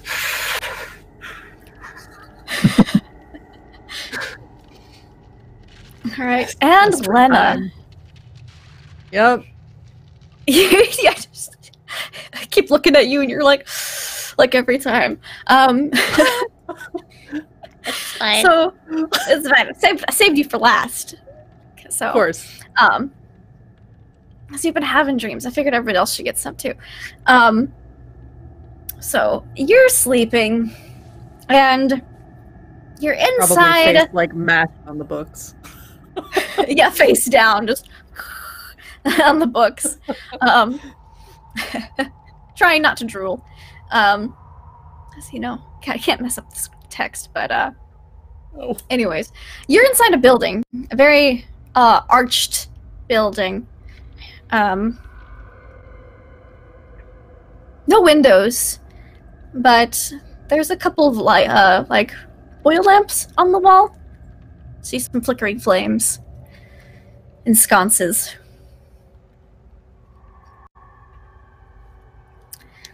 What do you do? Does anything about this place look particularly familiar? Like architecturally speaking? Does it No. look like anywhere I've ever It kind of reminds you of certain buildings you've seen in the city, but Okay. that's it. And it's pretty dark in here other than the lights that are along the wall. Yeah.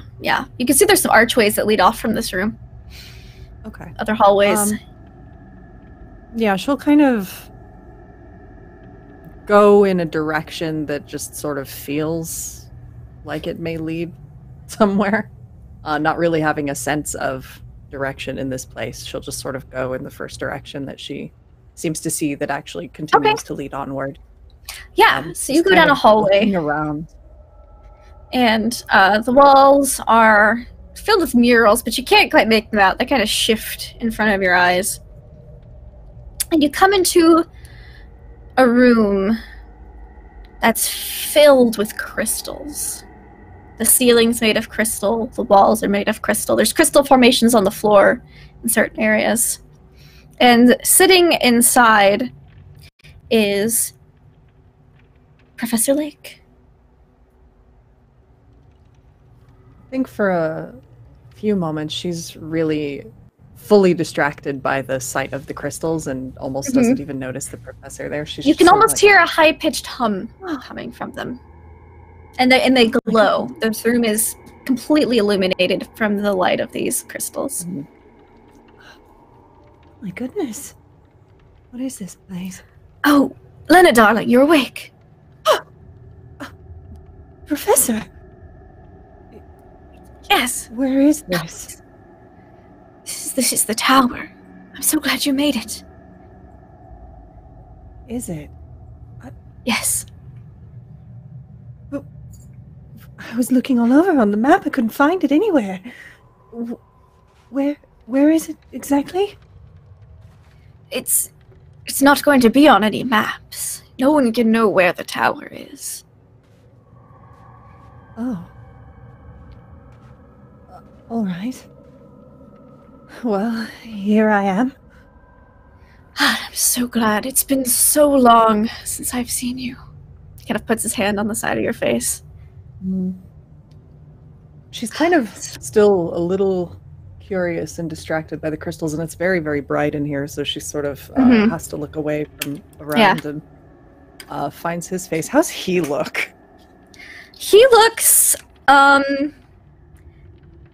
gaunt, thin, pale, not unhealthy, just like he hasn't been sleeping well, or he hasn't quite been eating enough. You've seen him get very distracted by some of his studies, but he kind of looks like he's been on a long binge of that. Too much of that. Got it. Too much. Too much. No one to stop him. Tell him to go eat, go take a nap, go lie down. Yeah. No one to bring him a sandwich. She kind of just looks at him for a long moment and... Percival, you've been at this too long, I think. Well, someone needs to. Have you slept? I've eaten. Well, I'm sure you're going to make me take more breaks now that you're here, but, gosh, it feels so good to talk. When we're awake, I won't be able to speak with you. Unfortunately. So this is a dream. Of sorts. But you are here, yes? Somewhere in the city. I'm at the tower. I'm what they call a mute witness. I help take care of it. It's in terrible disrepair, and it has to be fixed. We have to fix the tower, Lena. To what end? If we don't, it could be the end of the world. What? The tower, it's more than just that. It's a prison. And the prisoner cannot break out. It's a thing. You'll understand more when you get here. I promise. But all right. The tower, it's terrible disrepair. No one was here to maintain it for centuries, thousands of years until we came back, until some of them awoke. Now they're trying to fix it, but it might be too late. Who else was here? Is it just The other you? things. The things who came before us. All those murals and the statues Yes. and the writing. All that writing. I've been reading. You've learned to read all it. that writing. I'm so proud of you. Somehow, yes, but not enough. Not enough of it. I haven't had enough samples to read. It's never enough. You can spend whole lifetimes here and not know all of the secrets. Well, I've been here 3 years and I've barely begun to scratch the surface. my goodness. Well, I'm certainly glad to see you. In dreams or otherwise, and Hopefully I'll see you soon, in person. You are still coming Yes, to the but how- tower, yes? yes, I'm trying to find it. How do I find it when I'm awake? It's huge. Follow the beacon. The beacon. Yes. What beacon. What is the beacon? It's what lures things here. She'll kind of puzzle this. Is this something that we've maybe should be able to sort out? Have we found Not- anything that's beacon-like? Not really. No, nothing beacon-like, really. Okay. Okay.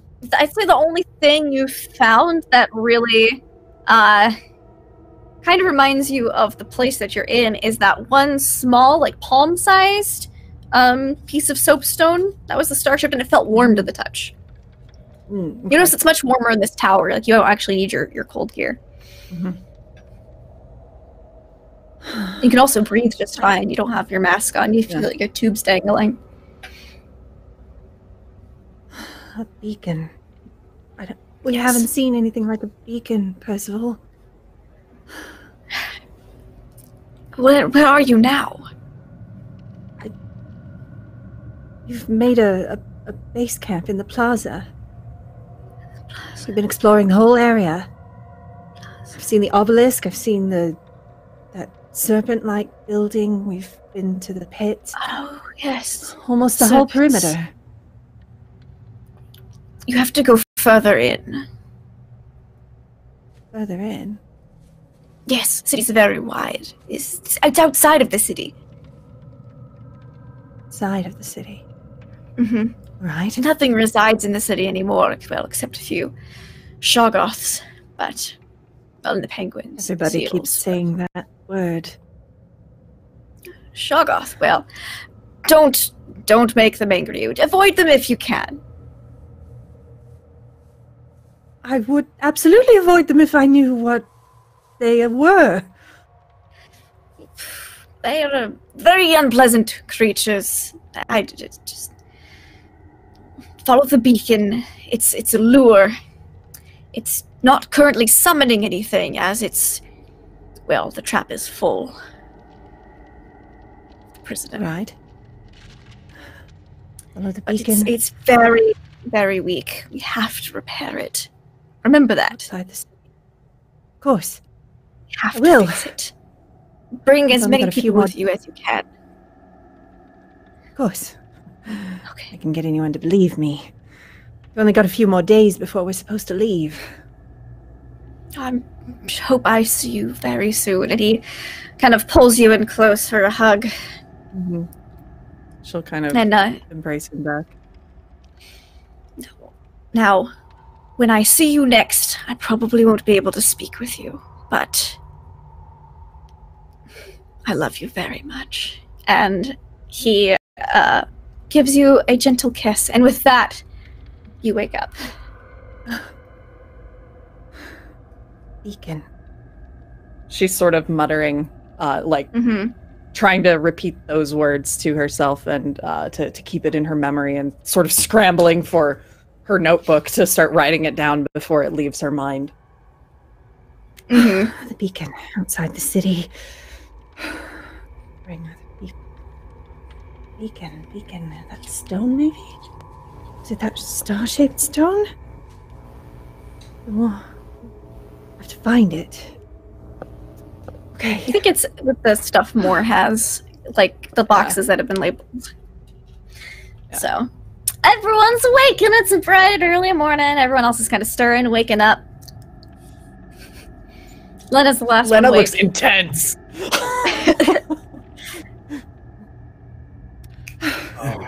Hunter and Olaf. Hunter would have woken up, or Mhm. probably not. Just fell asleep on and off, and Should got put up the mic early. down. Yeah, and Hunter would have gotten up and got Olaf. Mhm. So you remember that plan we were trying to hatch about catching a seal? Mhm. Let's go. We should get Let's seal. go. Let's go see if we can catch one or two. I think we're due for a good meal. I If agree. They make a good meal.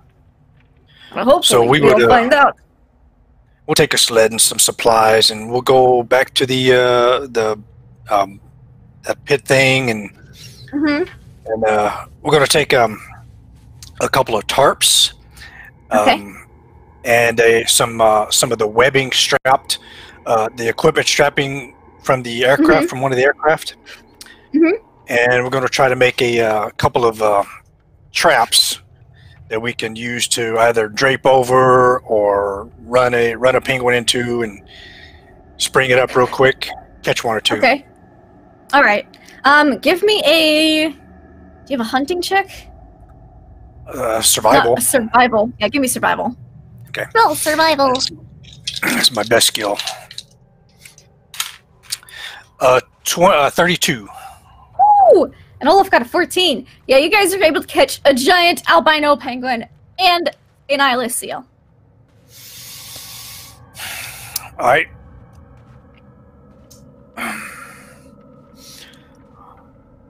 All right. So we will we'll kill them there in the in that round room Mm-hmm. with all the little tunnels, Yeah. and it just knife to the head quietly, Yep. quickly, hopefully. That's the seal. I don't know what noises penguins make. Nor can I imitate it. We'll wrap them up, throw them on the Mm-hmm. on the sled, haul it back to outside of the building where our camp is, and Mm-hmm. clean it as best we know how, Yeah. and make a good cooking fire and try to get it good. Okay, so it took you guys a couple hours to do all that, especially just because the size of the seal. And you've not seen the penguin. Olaf recommends not eating it, but instead bringing it back as a specimen, because he tells you penguin just tastes awful. I did Googling. Apparently penguin is awful. Never eat penguin, y'all. And it's just disgusting. Yeah. The descriptions are horrible. But anyways, seal's apparently fine. So he kind of looks at it kind of oddly. He's like, some of these are in the wrong place, and he kind of points to some of the internal organs that are just kind of slightly different. I suppose it's a different kind of seal. Very true. I've never cooked one of these. You skilled in cooking this? There are many. I've eaten seal many times. It's very good. I'll watch you then and help. All right. So he's gonna pull out some of the choicier inner organs. Pull out like some liver. He's gonna get some seal steaks and then grill them up. Yeah, Chad agrees. Penguin's terrible. Never eat it. Anyways. Good. You guys wake up to the smell of cooking meat. Smell you've not smelled in quite some time. Mm-hmm. Well, Sebastian smelled it in his dream, right, recently. But everyone else, it's been a while. Needs the scent of sex. You're like, bacon? Oh, wait, oh. Oh no. Morning, everyone. Morning. Oh, morning. What meat I smell? I guess someone's cooking, which means someone did some hunting. Indeed. Curious to see whom, but I don't know how I feel about eating. You notice Olaf and Hunter aren't there. I think I've got some idea. Now, if everyone was there and you smelled cooking food, you should probably be a little worried, but those two are missing. So. Yeah. True. Who's cooking? At least it's there. Well, maybe a good meal will sort me out. Terrible night. About the same. I think I need some food, but we'll see what they're cooking up, I guess. A balanced diet's important. And of course, Sebastian and Hayden can both see Goop. And he got his slides back into the little canteen. A balanced diet is important. Indeed it is, my friend. Yes, well, why don't you both go on out there and get yourself some breakfast? I'll be along momentarily. Just need to write a few more notes down. Or at least my head. Right. Very well. Do. I'm going to start taking weather readings. Great. The girls are like, I have work to do, and then I will eat. So Keeper, what's Baxter doing, and what does he sound like? Oh, okay. Baxter is currently drawing a picture of this albino seal. And it's more of a cartoon, really. I love it. GG Baxter. Okay, cool. So, everyone eats. You see, seal steaks kind of cooking on an improvised grill. It's amazing. Good job, Hunter. Olaf. Yeah, I figured we could use something better than what we've been having to kind of counteract our environment here, and plus morale is always something that needs boosting. So try it out. Hope everyone likes it. We still got plenty of coffee, and we know where more of these things are. So Is this the eyeless seal? Hunter will grab the head and swing it around and show it to you. Oh. Suddenly I'm put off of my breakfast. Yeah. Sits it down. Yes, I think I'll pass on the whole eyeless seal thing. Somehow. It's pretty good. Well, it's a slightly oily meat, but I mean, you guys haven't had meat in like a month or two, so it's delicious. Mm. It's better that it tastes better than it looks, but you can say that about most food. I think Lena will come out right as Hunter is displaying the seal head and just kind of shrieks and drops her notebook.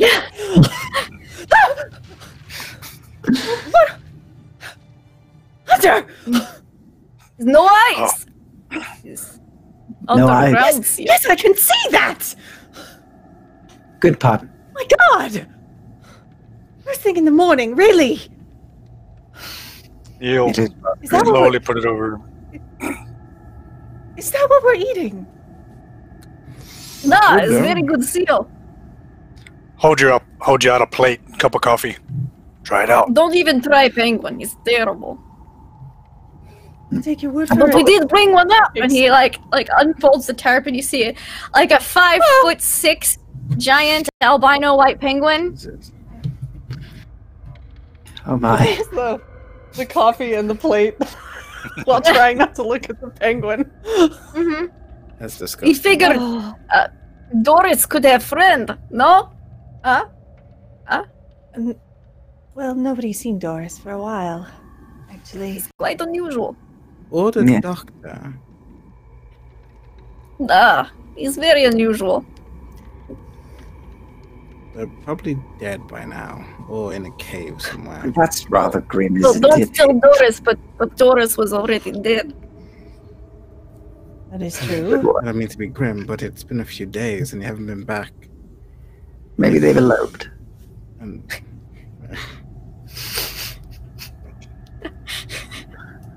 She just looks at you a really long time, Sebastian.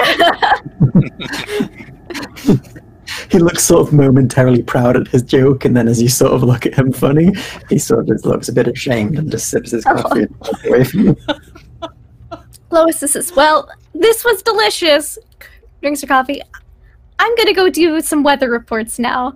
And you see Starkweather is itching and he's like inhaled his breakfast and is ready to go. She's like, you don't look like you're doing anything. You can take notes for me. And she hands him like a clipboard and a bunch of paper. And he's like, I suppose, come on now. And she just drags him off. And he's like, all right. And it's like got best day ever. Readings. For Lois. Yeah, for Lois.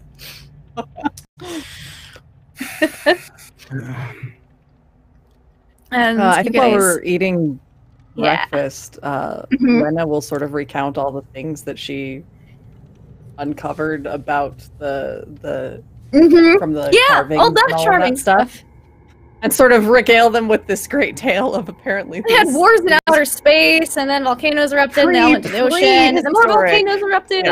Yeah. Yeah. this prehistoric people and the Mhm. ties that it apparently has to ancient ruins such as Tierra del Fuego and apparently underwater cities. Was Atlantis discovered at this time in history? I don't remember. Or thought of as a I don't thing. think so. Yeah, I think I think it's pretty much always been thought of as a thing. Yeah. One way or So another. she'll kind of give them speculation about all, like, it might be the Mhm. source of the myths of these underwater cities and things. And That's- primates appeared in the latest of these carvings, and how completely crazy it all sounds. And yeah, That's crazy. It all sounds completely mad, I know, but that's what these things appear to depict. Certainly a lot of interesting bedtime reading, let me tell you. Seems it. Yes. I mean, just taking this back and all the evidence is going to be mind-changing. Yes. Everything Still- will have to change. Still nothing about a tower, though. No. Well, actually, there is, but it's not in the city. What do you mean? We need to go further out. I need to retrieve one of the artifacts that we have cataloged. I need to go speak with Professor Moore after this to collect. There's a particular item among them that's referred to as the beacon, and it will guide us in the direction of the tower, apparently. Strange. Got this from the murals? Yes, and some of the writing I translated tells a bit of stories about it. she is fucking lying. Can I make a roll to see if I'm You may most certainly make a psychology check. Yes, you may. Super duper lying. Oh yeah, that's a strong. 16. What is it? Hunter looks at her and says, "That's a damn good job," and slaps another steak onto her plate. Damn. 6. Yeah, success. Success. She's lying. Yeah, Sebastian just turns to you from where he's been sipping his coffee and just raises a single eyebrow. Oh, is that so? All tomes and books and scratchings, I see. He says he sips his coffee and just locks you eye to eye. She's like, yeah, I was up all night reading. What did you think I was doing? Drinks her coffee, definitely not nervously. Well, I for one had strange dreams last night, and I saw some sort of tower within. Oh, really? Whereabouts exactly? Well, there was larger mountains, bigger than these ones, and there was a tower, and there was a big light from behind it that was blinding. And my house was there. But I don't believe that bit will be true in reality. I hope not. Or do it. House? That part was probably just my imagination getting to me. But all this talk of towers and mountains, maybe it corroborates what you're saying. Certainly possible. I don't know, I've taken notes on everything I've got. I really think that finding that beacon amongst our collection will put us in the right direction. Again, just remind me, why are we finding this beacon? Lois just walks by. So the weather in the valley is really good right now. We're gonna go over there, and she kind of points to another building, to get a better view of the mountain pass for you, Hayden. And she kind of pats you on the shoulder. Thank you. Right. Then she kind of drags Starkweather again. He's like I was trying to pass it off to Moore, and she dragged him away. It's like, please. You see, the pass is clearing up. We can go today. Didn't speak of the mountains, though. Passes. The mountains may not be. Right? And I'm sure there's the a valley's way great. I'm sure there's a way The around. valley's in good shape. It's a perfect day to finish our explorations before it's time to leave. Indeed. You think? Well, I want to see what Lena says before I do that. Lois says before I do that. I don't understand why we're going after this. All right, you get us both confused all the time, I know. What can I say? You're not the first, Hate. All right. Moore is finishing up his seal steak and says, Lena, darling, would you, why did I call you darling? No, Lena! I prefer Wrong NPC! Lena, would you mind helping me categorize a few of these things that, before you head off and explore any more today? Shouldn't take more Yes, than of course. a half hour or so. It's just much faster. I want your opinion on a couple of them. Absolutely, by all means. Let me make sure I've got my notebook. She Okay. collects her stuff, and she will go with him. Mm-hmm. He's got a little piece of petrified wood. He's got some stone samples. He's got all the boxes open, just like the tin boxes with the padding and sawdust and cotton to keep everything soft. And one of the open boxes you can see, pending labeling, is that stone, that small, warm stone. Yeah, she's gonna take it up because it's really not a big deal for her to be grabbing stuff. She's Yeah, it's an not. archaeologist on staff. No one's gonna question it. She's gonna take a look at the stone and see if she can just examine it and see if she can sort anything out about it. If is it beacon, perhaps. It does have some of the writing in there, some of the dots. Okay. Why don't you give me a cipher check? All right.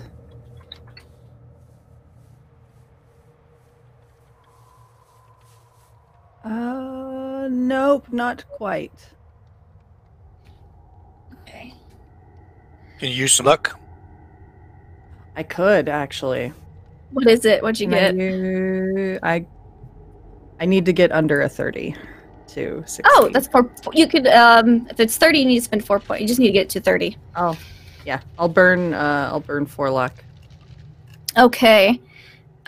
You are looking at this, and I'm making sure I get the right word for you.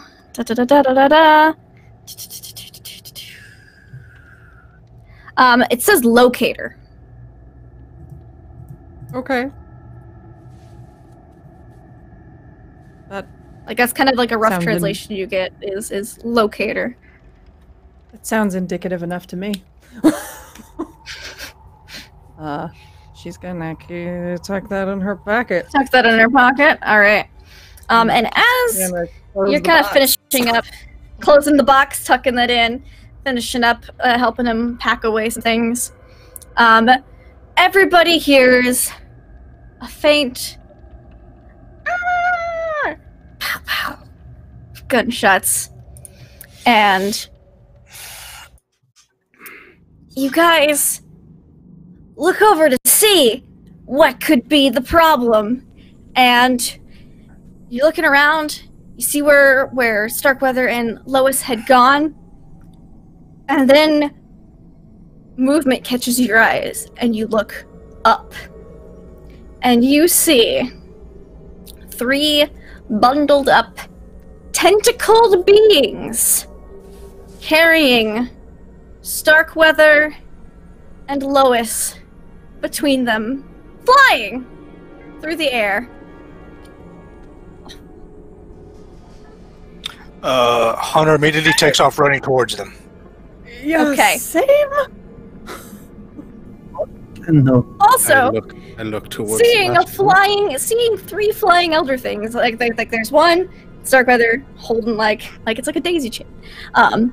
But they're all holding on to people. Their wings flapping out and tentacles wrapped around. That's gonna require a sanity check from everybody, as you've never seen one of these move, let alone fly. And it is quite a sight.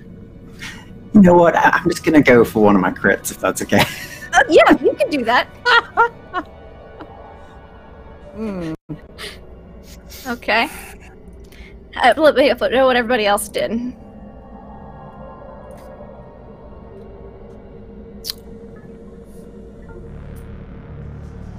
What did everybody else do? I failed. Fail. So far. Okay. Yeah. What about Lena? 24. Is that a? What do I? What's your sanity at? What You've great 51. sanity. Yeah, you're fine. Yeah, I'm good. So, Fine. This is normal. You're like, I don't think it's I've still seen disturbing. You're just not as shooketh as everybody else is. So, Lena, you lose 1 point of sanity, and everyone else is going to Okay. lose 1 as well. There's only 1 point of sanity loss. It's quite 1d3. nice. So, everyone loses 1 point of sanity.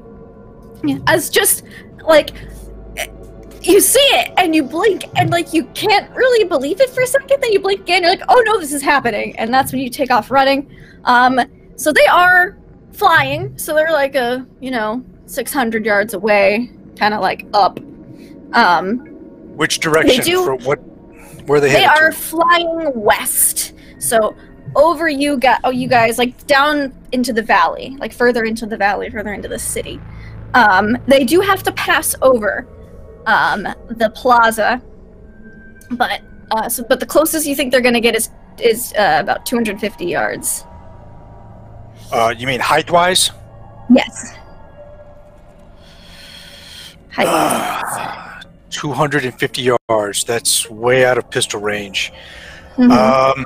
But I will, and Rifle. yeah. But by the time I run into the, Hunter's thinking that, and by the time he runs into the bunk to get his rifle and back out, they'll be gone.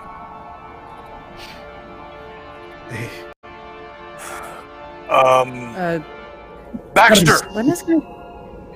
Yes. Um, He like was looking up and then looks over at you.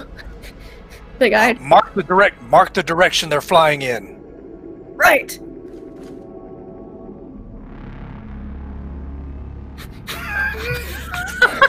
Yeah, just to get a direction over whatever Super building, and then Hunter will go in, run into to his bunk and grab his rifle and pack. Okay. Sure thing. What's everybody else doing as you see your friends fly overhead? Hitting it I mean, small. I'm basically just gonna keep running after them until she physically cannot. So Yeah, Yeah. And I'll be that's stood her with friend. they're not as fast as a plane, but they're way faster than running. So Yeah, she's just basically gonna run until she physically can't anymore and just kind of drop on her knees. but as they fly overhead, a note wafts down and lands at your feet, Hayden, and it says right in front of you. And it says in Starkweather's handwriting, Valley A-OK, Mountain Pass, still shit. Don't fucking leave. Oh my god. You take the time to write that. Not help. No. No, not that's work. it was like in the pile of notes that he had, and then as he got carried away, it slipped out and fell. It wafted downward. Yeah, convenient. What a crazy random happenstance. Starkweather's note taking is A+. Yeah, Very technically sound. very technically sound. he throws a piece of meat on a fork and it's just like up against his mouth, like. Yeah, I just look at Hayden and go, I don't. I don't even. How do we? Why? He says and takes a sip of coffee. What? What? I know. That's exactly how I'm feeling right now. I'm very shocked. Yeah, and you heard faint, muffled. It seemed as if they were kind of, because they're all wrapped up in a bunch of tentacles. You saw that they were like trying to struggle a bit, but the higher they got, the less they kind of struggled because you don't want to get dropped from that high. But you do hear muffled. Hayden, we have to go after. You know that, right? I'm sorry, what? We have to go after them. We can't let them just fly away with our friends and employer. Friend and employer. And then Hunter and Olaf zoom by. Just running. Yep. Olaf is like, we will not be able to catch them on foot. I know. Just follow me. Okay. Hayden is just gonna look towards Sebastian and be like, look, I don't know what kind of like horror crime books you've read, but in this situation, I don't turn out so good, alright? I have no idea what you mean by that, but I'm sure it'll be fine. I'm sure you know that now. No, it's on not a thing like that doesn't happen. on sort of a wild impulse, I think Lena, when she's like done yelling in the direction of her friend being taken away by a weird monster. Reach out towards you. Yeah. I think she's gonna pull out that stone and just kind of like hold it up and look at it and see if anything happens. It's definitely, it's kind of interesting because you're holding it and it feels like slightly warm near everybody else, but it gets warmer as they fly overhead and then cooler as they get further away. What? Right. I have to trust that you're it. So, she won't immediately follow, but she is going to kind of mark the direction she saw them go. Yeah, you're able to mark the direction they're headed. Keep that in sight. And then go back to where the others are at a pretty brisk clip. Hayden has like Come on. don't put the note nonchalantly. Nonchalantly. What are you just sitting around for? We've got to go save them. We do. I was just talking to Hayden about that very thing. I couldn't catch them on feet. Hunter was running, and he's much more athletic than I am. Did you not see what those things were? What do you mean? Yes, I did. That's why we've got to go. I do have Give me a to. spot put a hidden gun. check, Lena. Sure. Why does everyone seem so calm in this situation? We just saw octopus fly in the air. Yeah, That's that's a a success. So, as you were kind of walking over, you see a small splatter of what you now realize is Elder Thing blood, and you also were there at the dissection in the snow. You did hear a gunshot go off, so maybe he must have hit, is what you assume. Mm-hmm. One of them must be injured. Okay. So that might be a path to trace. Okay. Oh, it looks like Starkweather might have shot one of them. We may have a trail we can follow. Then we should probably get following it as soon as we can. As much as Yes, this and I've can't move, Lena. got something that'll help. You smile. He holds up the star thing. As it turns out, this thing gets a bit warm when they're around. Very well. Why is everyone just so calm? Because I am. We're not calm. We're trying to solve a problem here, Aiden. I mean, doing My breathing. friend just got kidnapped. Bye. A flying, Monsters. a flying pod thing with tentacles and a star head. Is it not clear? You know, when we were in the cafe and the artist got put into a car, everyone freaked out. Yeah. Everyone seems completely normal right now. I'm freaking out inside. Internalized. We're We're a little bit out. beyond that right now, don't you think? You see, Joe has been sitting still this entire time, like seal steak, kind of like starting to crystallize and freeze on his fork. As he's just kind of looking in the direction everything's gone, and then a good 2 minutes after they've passed and out of sight, he's like, "What the hell was that?" No. A normal reaction, thank you. What? All right. If all of you are just going to stay here and freak out, then I'll get my seed thing. I'm going. Who's going with me? I agree with you completely. I just believe that we could do with a pilot, given that the valley conditions are good. We could catch them quicker with a plane, surely. Well,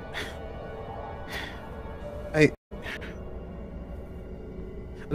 gotta know that the pass is clear as well. Why don't we go back and man up?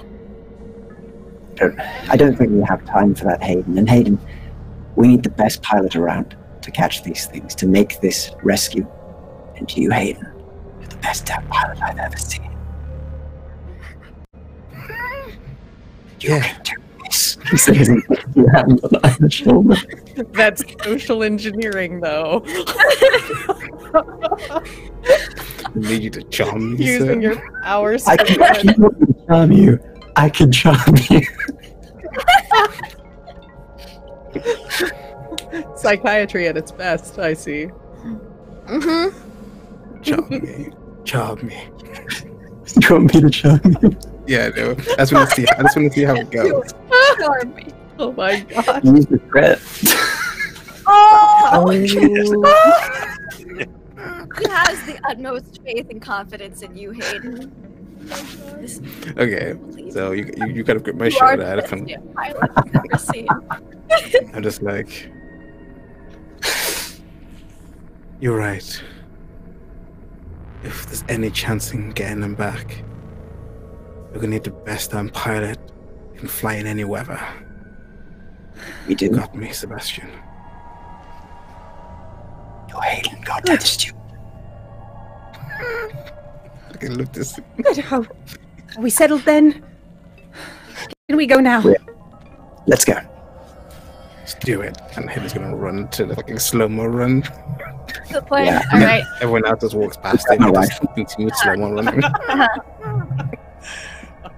So, Chariot Joe of fire can't really is fly in right the now background. because he's got a bad gut shot wound, but he can start the blowtorch and he can start heating up the engine.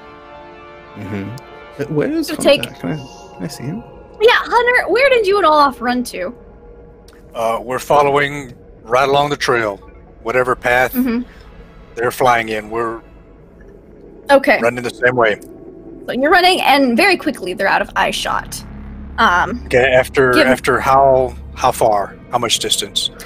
Not you guys don't get very far. You're about Yeah. 5-minute run out of camp. Okay. So I'm gonna look at some over this. Did they fly over the city? Over the Yeah, over the length city. of the city? The length of the city or the width of the city? Which way? The length of the city. Okay. So, 30 miles, at least. All right. So Olaf and I will look for a one or two, well, 2 or 3 buildings that stand out from among the rest that are along their escape path. Mm-hmm. Yeah, you can easily mark And- out a couple. And we will. I'll write those quickly down. Kind of just quickly describe them, whatever, how I can. Yeah, you're able to And- even just get you're they're heading this south because Olaf's very good at navigation. So he's like, they're headed west at this number of degrees this west.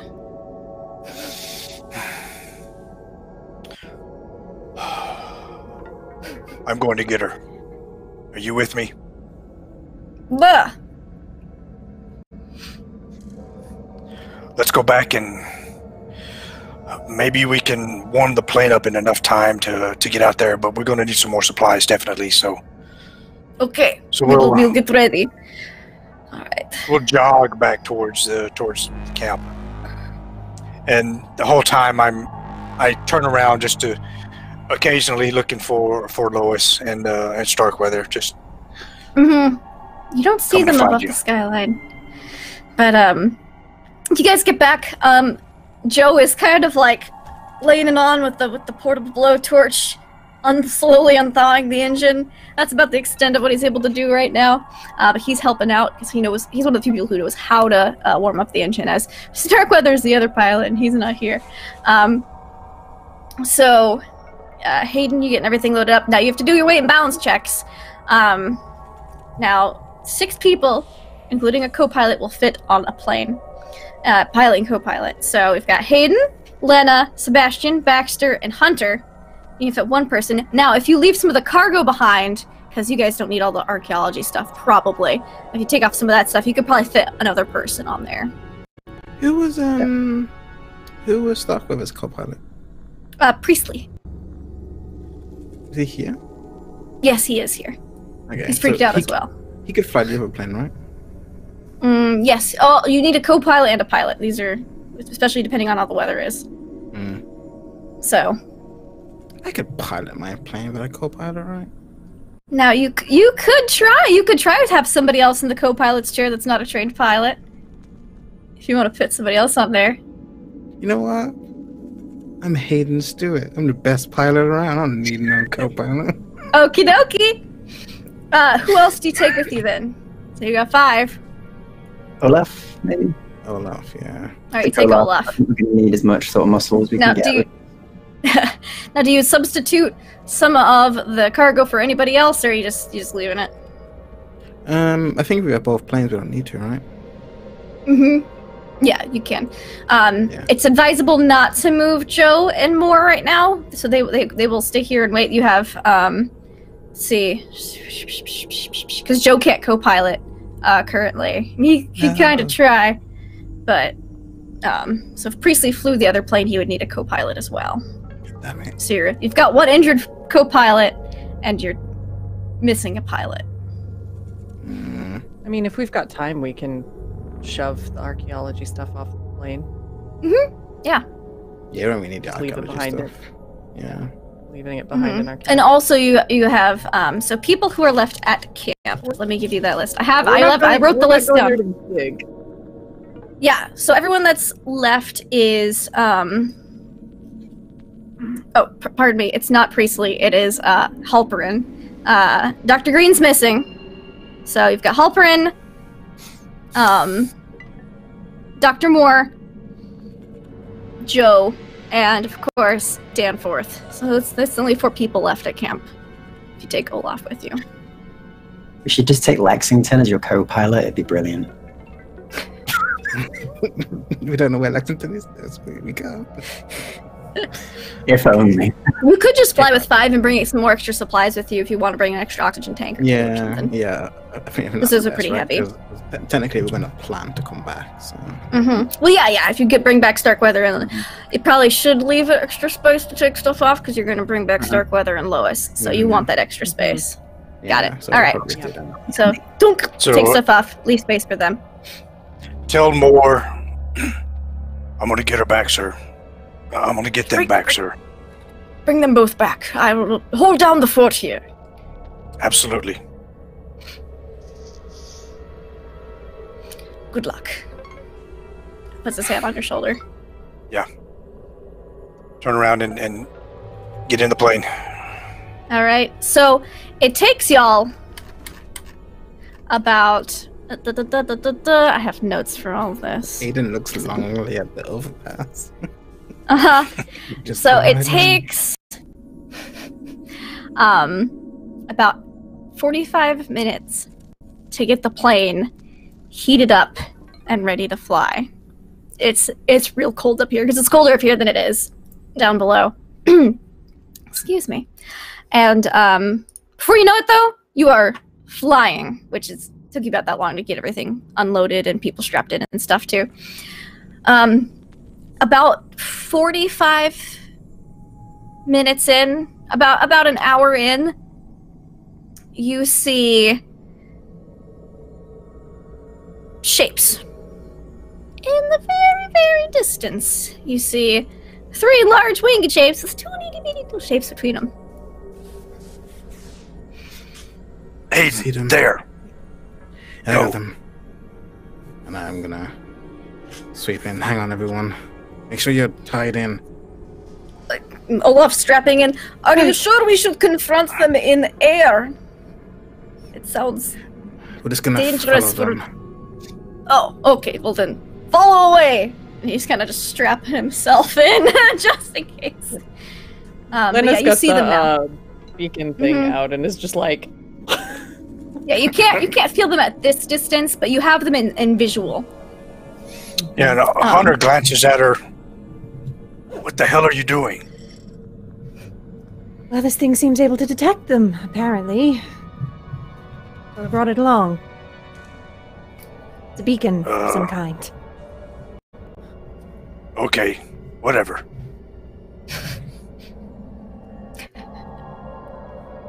Alright, so as you're flying along, these things, like, you're following, and you have to slow down a little bit, because they don't seem to have noticed you behind you. So you want to kind of keep it that way, I imagine.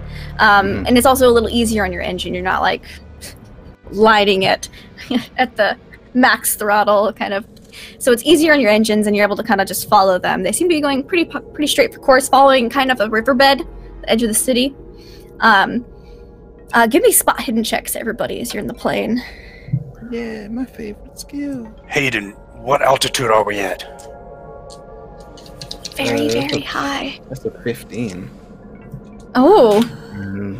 Well, we're extremely high. Don't open up any of the doors.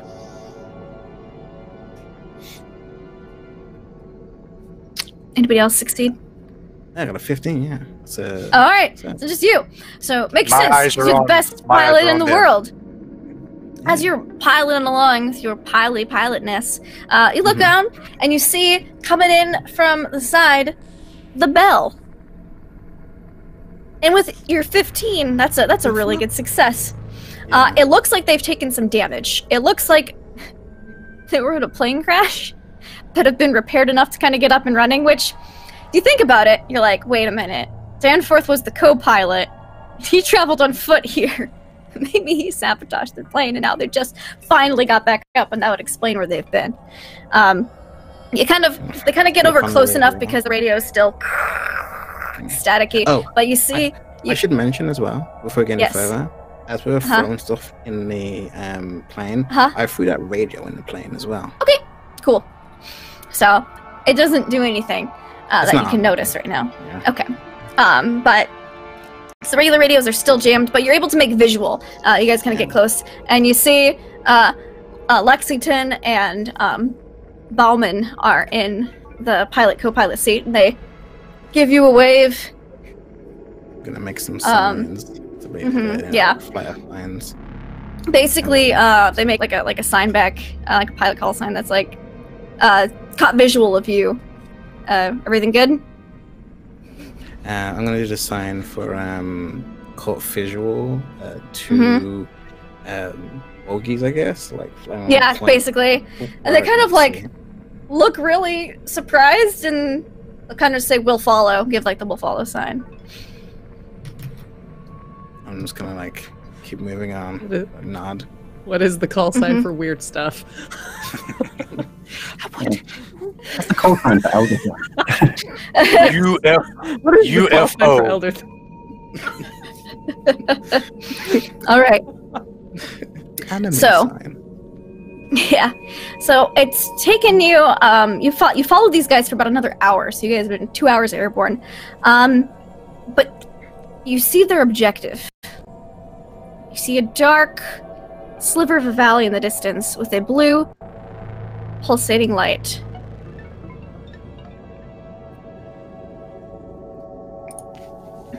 It's a bright electric blue, and it just kind of gives off a steady pulse. And Hayden, you're also able to tell, being in the pilot's chair, that behind whatever this pulsating light is a roiling wall of blackness and storm clouds that circles the western peaks, which you can see now as you're getting closer and closer. They dwarf the Miskatonic Mountains. But as you guys are getting closer, it's not their size that's most alarming. Even though they seem to practically stretch into space, you can barely see the tops, and it's through very thin atmosphere. It's the fact as if they almost seem to have a sense of design and arrangement about them, as if they're shaped and arranged. There's 5 spires in perfect order around a 5-sided obelisk, and they reach up through this roiling storm with the pulsating light. And it's just unreal, their size. I think we found towers in darkness. Not to alarm everyone, but I had a dream about this last night. As did I. That must be it. Every day, I hit the throttle. Okay. So did I. Keep your eyes on Lois and Starkweather. All right. So you guys are still following, and you're getting closer. It feels like you should have been there already, but just because they're so large, it's just mind-boggling, the size and immensity of these things. Just hundreds and thousands of feet across wide, and the height. You've never seen mountains the size of the Miskatonic Mountains, and that make those look like foothills. It's just inconceivable. But you're kind of looking for a spot to land. You see them start to descend once they get into the valley. Hayden, as they're making it, beelining it for the tower. And I would like spot hidden checks again from everybody. Well, they're gonna get another one of those rolls. So, is this valley? Is this a valley in the city? A valley in the mountains? No, this is Where's outside of the going? city. This is outside of we're- the city. You guys have okay. left the city a while back. You've been traveling kind of over just emptiness and mountains and following an old riverbed. And it's just its own little range. So I got a 3. 3. Oh, man. Success for me. Okay. All right. So, what about Hannah? I'm going to spend 6 luck points and make that a success. Okay. 6. Perfect. So you guys see the you guys, because you guys have caught up a little bit as Hayden put on the throttle. You can barely hear a faint pop, pop, pop.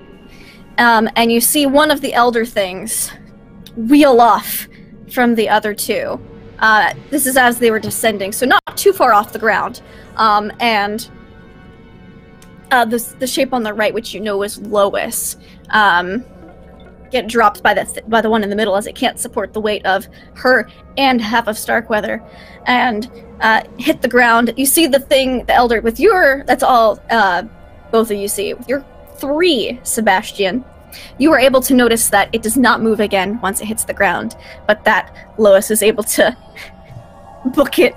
Appears she's landed in enough snow or was low enough that the fall wasn't substantial and is just heading in the opposite direction, kind of away from the tower in the valley.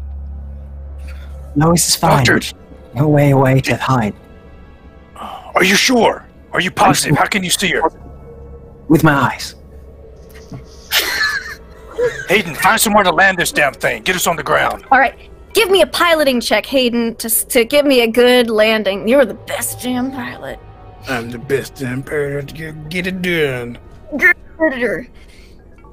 You are with a 14. That's an extreme. All right, with your extreme success, you see that the best place to land. You're kind of looking at this valley, and this roiling stormcloud. You get a bad vibe from it. But the riverbed is outside of the valley, and you can land in that, and it just you guys could walk, climb up, just over a little dip, and get into the valley, and there'd be enough place to land both planes in the riverbed. It also looks the smoothest, whereas you see a lot of things jutting up from the ground in the valley. So, with your extreme piloting check, you are able to start the descent as well, which triggers the bell to kind of follow suit. However, as you are descending, the blue pulsing light from the top of the tower, which has just been pulsating this bright blue. It was almost difficult to keep your eyes on Starkweather and Lois, as your eyes just kept wanting to get drawn towards that light, almost like it's like an anglerfish lure. It's very distracting. It flickers white suddenly, and everything seems to kind of slow down. You see the storm, which is roiling and spinning fast. Slow. Pause. And start to spin the opposite way for a moment and bulge outwards. It's like when you start to get a kind of like a small whirlpool in a cup, and then you stir your finger in it the opposite way. You get all that disturbances. It kind of looks like that, as if a large something was had in my dream. But you were in the storm at that point. Yeah. This time you're outside of it. And you feel yourselves stretching. It feels like you're being stretched in multiple directions at once. You see multiple copies of lines over every object and person, almost like a bad 3D movie. And the horizon kind of smears. You see the mountains fall and rise and fall and rise and split and crack in lava. And you look down at the ground as you're descending towards it, and you see it's roiling. You see it's churning from ice to mud to flourishing jungle, and back to ice, back to mud. You see a small city around it. And this all happens in an instant before it stops, kind of slows again, and then the storm, instead of spinning counterclockwise for that brief moment it did, it goes right back to spinning clockwise, and you guys are all slammed back into your perspectives, and it feels like you've just witnessed aeons, eternity, but it's almost as if no time had passed at all, and I need sanity checks from everyone. And that's when we became super intelligent and gained superpowers. Right, Randy? Right? Not quite! Oh, I fail. Yeah, that's a solid name. Okay, I think Lena succeeded. Yep. Yep, and Hunter succeeded. 27. All right, cool. So, you two lose 1 sanity just because it's horrific. But the others will lose. Okay, Hayden. Oh. I should just crash the plane. 1 sanity again. You guys, you're looking out on my rolls tonight. You almost had some temporary insanities, permanent insanities here, but not today apparently. So yeah, you kind of see that, and then like you're able to almost not able to pull up in time to land the plane, as that was very distracting, but you're the best pilot in the world and you make it happen. As you do, the bell kind of skids next to you a bit. But landing's gears, their skids were already broken and kind of hodgepodge repaired, but you're guessing whatever happened to y'all happened to them too, and it threw them for a slightly bigger loop. And as you guys kind of just catch your breath, you look up and you can see the tower. It's about 165 yards high, 65 yards across on each side. It's a black obelisk, and you cannot see a single blemish or flaw in it from this distance. But there does appear to be a small opening, which you imagine to be a much larger opening if you got closer. And in it you can just see the retreating shape of 2 elder things and the shape of more. And that is where we're going to end tonight's episode of Beyond the Mountains of Madness. Yeah. Ay. Man. Well, we're beyond the mountains, and there's now madness. Yeah. You're the most crazy. Okay, get out of here. Get out of here. Excuse me, my sanity score would beg to differ. You're too calm. Yeah, it answered the question All right. of where we go next. Yeah, I think you guys have a pretty good idea. So, we're gonna go around, we're gonna say who we are, where we can find you online, and what your favorite part of today's show was. So, and again, we missed Crumpler64. Hi, see you in chat right now. And our dear Renee today. But don't worry, we'll get them back next week, hopefully. So, at least Lois wasn't taken inside the tower, it's fine. But anyways, we're gonna start off with Immersion. How was that for you today? Another excellent session. Yeah, this game is just getting, like we've talked about, the slow burn, and now that's getting just a little bit faster, but we've still got too many questions and still not enough answers. So, yeah, I'm Jimmersion, Jim Moreno across the internets. The Hunter Merrill here today with the survivalist, outdoorsman, sealed cooking duties. Yeah, I think cooking the seal there and everyone's reactions, and then the abduction there. That was a moment. Yeah, we were all trying to figure out where we go next. What do we do? What do we look at now? And now there's no turning back. We're in it for the long haul wherever we go from here. And I think we found the tower, Lena. You think? Awesome. So yeah, our dear Lena Stoddart. How are you today, Jess? Indeed. That was a delight, as always. Stuff's happening and it's scary. Yeah, I think my favorite was just going through all of these dreams and watching all of us successively just get scared.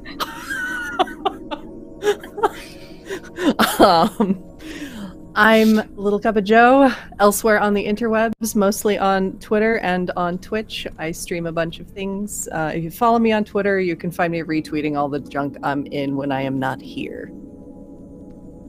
Excellent.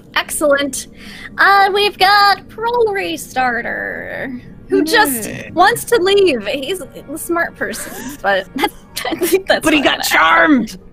Fucking that psychology and my ego just. Sebastian's dangerous. I know, right? And you should do it. Okay, well, I'll do it then. Yeah, it's great. I also like that scene. We were like in that little spiral. It reminded me of the Guardians of the Galaxy 2 scene when they were jumping. It's more stretchy and shit. Yeah. That's what that reminded me of. Super fun. But yeah, I've been playing Hayden still. I am Pro Restarter. You can catch me on Twitch, Twitter, YouTube, and Instagram, all under the same name. I do a slew of stuff. Check my pinned tweet to find out what I'm doing and where I am. Because I'm pretty much everywhere, I guess. Thank you for having me. Pretty much. Super great. Including Antarctica. Everywhere, like the Elder Things. Yeah, I like the tower. The all sorts of things about that. But yeah, Sebastian, Hollowtail, how about you? Yeah, that was an experience. Thank you for having me. I play Sebastian Wintercroft. I think my favorite moment today, there was far too many, but I think everybody's reaction to the Elder Things coming down and picking, like, two of them up and flying away and just seeing everybody's different reaction was pretty funny, including Hayden just trying to eat and then stopping over and over again. It was just brilliant. Loved it. Aside from that, you can find me pretty much on Twitch and YouTube mainly. On YouTube, I'm at Hollowtail. You can find me there doing RPG-related videos, breakdowns, and weekly lore videos that are currently focused on Faerun in the Dungeons & Dragons universe.